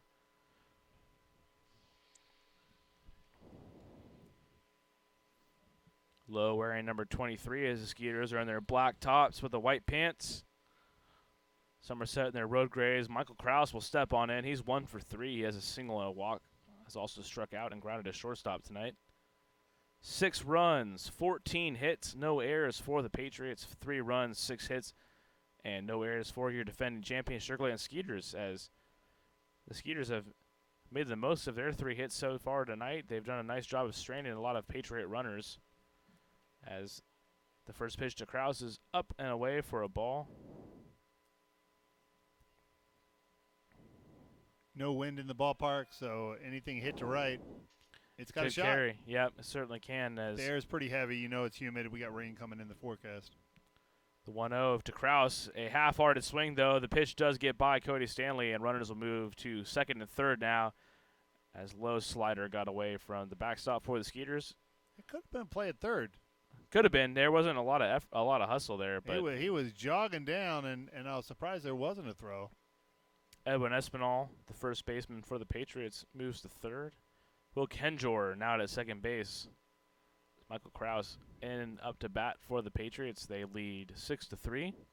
No force, So now you got to come home with it or check third and go to first. Infield is in. They've choked the infield. And the pitch to Krause, another nice slider there from Mark Lowe, is in for a strike now, 1-2 with one away. Lowe, 11 years in the majors. That is the most of any player in this league. He is the ultimate veteran in the Atlantic League. Spent most of his big league career with the Mariners. Also has time with the Rangers, the Tigers, the Blue Jays. Oh, my. Yeah, he is a seasoned veteran, and also, just from my standpoint and opinion, a very nice guy. Appreciate him. He was very, very cordial today in his interview. Made it easy on me as the media relations guy. 1-2 now to Michael Krause, one down. And Krause, broken bat, shallow trouble. right field. Zach Bornstein has it. We'll see if they tag up Espinal. He's Will not going tag anywhere. up. Nope. He's not going anywhere. That was a nice pitch there from Lowe. Jammed. Krause there broke his bat in shallow right field. Zach Bornstein came up firing. And Espinal, the big fella who comes in at 6'2", 250 pounds. He stays put at first base, so 2 away. Third base. Stays to third base. There we go. Yeah, and no one's at first base. I forget Who's that. on first? Not the guy you just said was Nobody. on first. Nobody's at no first one's base. on first. Well, Scott Kelly came in to pinch run for Mike Ullman. He comes up to bat now, which that's kind of a luxury here as Scott Kelly hitting $125, maybe a better bat to see here with runners on second and third than Ullman, who came in hitting above 250. And the first pitch is right at his head, and it hit his head, says our home plate umpire. So Scott Kelly will trot to first base, setting up a big at-bat here for Mike Francoso, who so happens to have 3 hits tonight. He's 3 for 4 with 3 singles and a fielder's choice. This is a big spot here, Christopher. I mean, you got the bases loaded here, 2 down. 1 pitch gets you out of it, but 3 runs as a team in the bottom of the 9th. You got to feel pretty good about your chances. You get a few runners on, and you got the tie and run to bat. The Skeeters have a couple of good power bats in the lineup tonight. First pitch to Francoso was in for a strike. Yeah, every run's essential to stop them from scoring any runs, but at this point you're down 3. It's really difficult if you allow any more runs in. I mean, we only have 6 hits through the entire game, so it's going to be tough. We cannot allow anyone to score right here. Bases loaded, 2 down. Top of the 9th, Mark Lowe. Second pitch to Mike Francoso is in for a ball now, 1-1. Francoso already has 3 hits tonight, so he is in fuego, if you will. That means on fire? I think so. Translated, on fire? He's hitting $188. Or in fire? After his 3 hits. The 1-1 from Lowe is swung on a miss. A nice breaking ball in the dirt there, down and in. Has Francoso out in front now, 1-2. Infield playing pretty straight up. Jason Martinson giving a little bit of room out there at second base for Francoso, the lefty. He's just about on the cut of the grass there in right field. Outfield straight up. Imagine the bases loaded, 2 down. Top of the 9th inning, 6-3 lead for the Patriots. The pitch from Lowe is in for a strike, and a high strike. Francoso not happy about that call, but wow, down he goes, and Mark Lowe works a score, allows 1 run in the 9th, I should say, and the Skeeters will come into the bottom half. They trail by 3 to the Patriots. Back here in just a moment.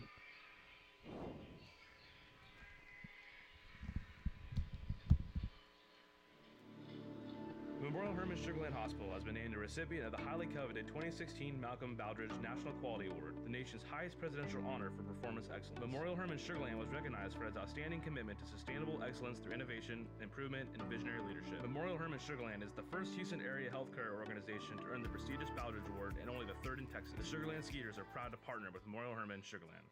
Hello, Houston. Tomorrow's here. Time for an energy company that does more than just sell electricity, and that's Constellation. We offer electricity plans that include protection for your air conditioning. If something goes wrong, we'll fix it, and you pay nothing for covered parts and labor. Visit constellation.com/getmore or call 888-921-MORE to learn how all of this is included in one great electricity rate. Certain restrictions apply. Visit constellation.com or speak to a care representative for details. PUC 10014. Plan your next group outing at beautiful Constellation Field. Looking to celebrate a birthday, host a large-scale event like a company party, or just looking to bring a large group to watch a baseball game? Constellation Field has you covered. We have several birthday packages as well as seating options that include our party suites and picnic plaza, as well as the field plaza to best accompany your group. Visit SugarlandSkeeters.com or call us at 281-240-HITS for more info on all of our group packages.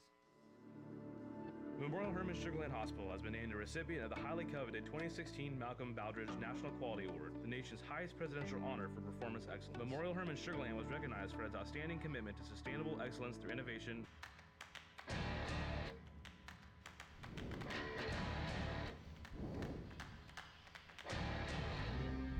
And we head to the bottom of the 9th inning. And the Skeeters in need of rally here. They trailed the Somerset Patriots 6-3. Mike Antonini, who's been lights out for the Patriots this year, enters 1-1 with a 2.08 ERA, 11 saves and 13 opportunities. Christopher Hill, our president, one of those 2 blown opportunities came on Monday night. A 2-run walk-off home run from Zach Borenstein. He's on deck. Up to bat to lead this one off is Chris Colabello, 0 for 3 so far tonight. Well, Rockin' Ryan, what do you think? I'm thinking the Skeeters have 11 comeback wins this year. I'm thinking maybe number 12 is not all that crazy of a thought here. That is now the first person other than yourself that has called you that. I appreciate it. There we go. Now I can validate that nickname. No, you can't. Nope, never. Nope. And the Skeeters, they've chased a 6-run deficit all the way back. That was the second night of the season, and they chased a 5-run deficit when York was in town the last homestand. A game-tying grand slam with 2 outs in the 9th inning from Dennis Phipps on a Wednesday night. So, I mean, you got to feel pretty good. Your division-leading Sugarland Skeeters, they're not there because, they're ahead all the time. They are a great comeback team. They're a solid club, so we'll see what happens. And Colabello quickly up 2-0 now. As Mike Antonini, as we mentioned, he led up a walk-off 2-run home run to Zach Borenstein on Monday night. That was his just second blown save of the year. He still does lead the league with 10 saves. Felipe Paulino right on his heels, though, with 9 of his own. 2-0 to Colabello. Line to the left side. Fair and ball. This is a foul Fair ball. Oh, my. Looked good from here. It went over the bag. It did appear so. And Colabello will have to trot back to home plate. A foul ball is the ruling. Am I not supposed to be a homer as an announcer? I don't care. I don't want to mess your broadcast up. No, I'm usually a homer. That's fine. Tim and I do not want to mess up your broadcast. That is the last thing we want. If I'm not supposed to be a homer, then my broadcasts have been terrible through the first. Well, they've probably already been terrible no matter what. But as far as homers goes, see, when you say that, you're expecting me to say something. No. But I didn't. I didn't bite. I'm not going to bite. I was the Kerry Walsh again to your Misty May, and you didn't come up for the spike. I set you up, and you let the ball fall flat in the sand. 2-2 now. I was not expecting beach volleyball references tonight, but I mean, Misty May Trainer and Kerry Walsh were pretty much the only Olympic sport I would watch. I mean, but look, there's a whole different issue here. No, I mean that it had nothing to do with that. It was just they were dominant. 2-2 now. To Colabello, he swings and misses, and strike number 3, a breaking ball from Antonini. Down and in, has Colabello down on strike, so that'll bring up Zach Borenstein, who is 0 for 3 with a trio of strikeouts tonight. Mr. Antonini leads the Atlantic League with 10 saves. Borenstein got him for a 2-run homer, though, an opposite field shot on Monday night, a 2-run homer that led the Skeeters to a win. They came in 2-1 on the series as the Patriots are looking to even things up headed into the weekend. First pitch for Antonini, up and away for a ball. Best mascot in not just the Atlantic League, but minor league baseball. Swatson trying to get the crowd going, trying to get some rally going. Swatson's feeling it. His energy level never goes down. And Borenstein fists that off to shallow left field. In on the run is Flores. He looks like he has a play, and he does. And shallow left has it right on the waist for out number 2. So the Skeeters now down to their final out here on Thursday night. Mike Antonini looking for save number 12. And standing between that and the save is Juan Silverio. And Silverio 1 for 3 tonight.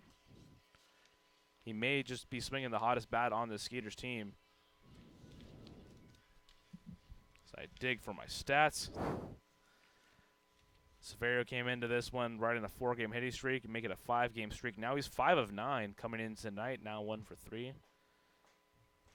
It's 5-9. He had a home run and 7 RBIs through the first 3 games of the series, and that one called a strike, low and away. Patriots put up 4 runs in the top of the second. Skeeters countered with 2 in the fourth. The Patriots added 1 in the sixth.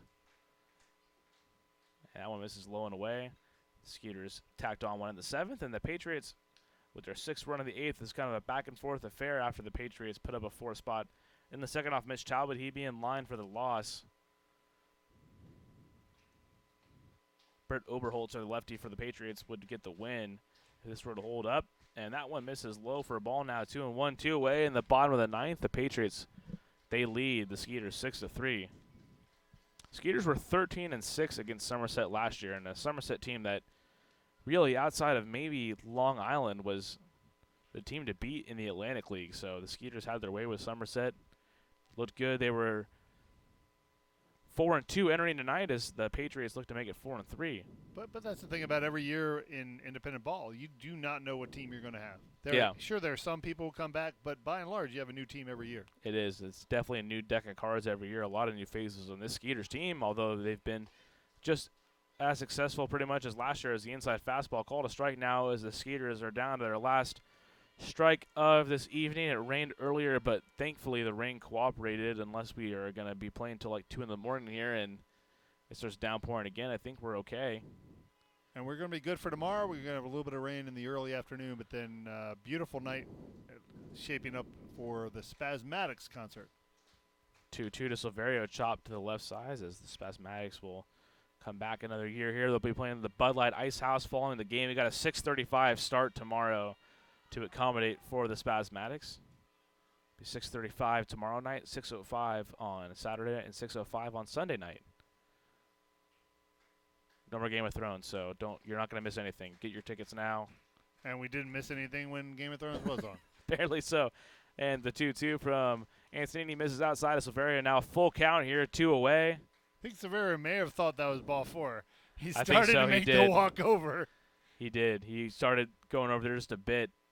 It's got to look like a beach ball for him, as I mentioned. He's 5 of 9 entering the series. He's 1 for 3 tonight. His 5-game hitting streak leads Skeeters. The 3-2 is a slider called a strike, and Silverio not happy with the call, but that's going to do things here on Thursday night. The Patriots, they win their second straight as Antonini closes the door. A 6-3 win for Somerset over the Skeeters. It's been a fun night at the ballpark. I apologize to our YouTube listeners who didn't appreciate Pedro Gomez and our ESPN commentary. I don't think that was the commentary they were concerned about. No, maybe not. Who knows? But I had a good time tonight. Remember our YouTube listener of the night, Tim, make sure you go to the Radisson Long Island. We've got a room specially for you. Yep, that's correct. And thank you so much for listening tonight. I'll be back with the post-game show in just a moment. We'll wrap things up here as the Skeeters, they fall to the Patriots 6-3. Hello, Houston. Tomorrow's here. Time for an energy company that does more than just sell electricity. We offer include protection for your air conditioning. If something goes wrong, we'll fix it, and you pay nothing for covered parts and labor. Visit constellation.com/getmore or call 888-921-MORE to learn how all of this is included in one great electricity rate. Certain restrictions apply. Visit constellation.com or speak to a care representative for details. PUC 10014. Plan your next group outing at beautiful Constellation Field. Looking to celebrate a birthday, host a large-scale event like a company party, or just looking to bring a large group to watch a baseball game? Constellation Field has you covered. We have several birthday packages as well as seating options that include our party suites and picnic plaza, as well as the field plaza to best accompany your group. Visit sugarlandskeeters.com or call us at 281-240-HITS for more info on all of our group packages. Memorial Hermann Sugarland Hospital has been named a recipient of the highly coveted 2016 Malcolm Baldrige National Quality Award, the nation's highest presidential honor for performance excellence. Memorial Hermann Sugarland was recognized for its outstanding commitment to sustainable excellence through innovation, improvement, and visionary leadership. Memorial Hermann Sugarland is the first Houston area healthcare organization to earn the prestigious Baldrige Award and only the third in Texas. The Sugarland Skeeters are proud to partner with Memorial Hermann Sugarland. Nothing provides the flexibility to watch the Skeeters on your time like our exciting mini plans for the 2019 season. Some of our plans include a fireworks plan.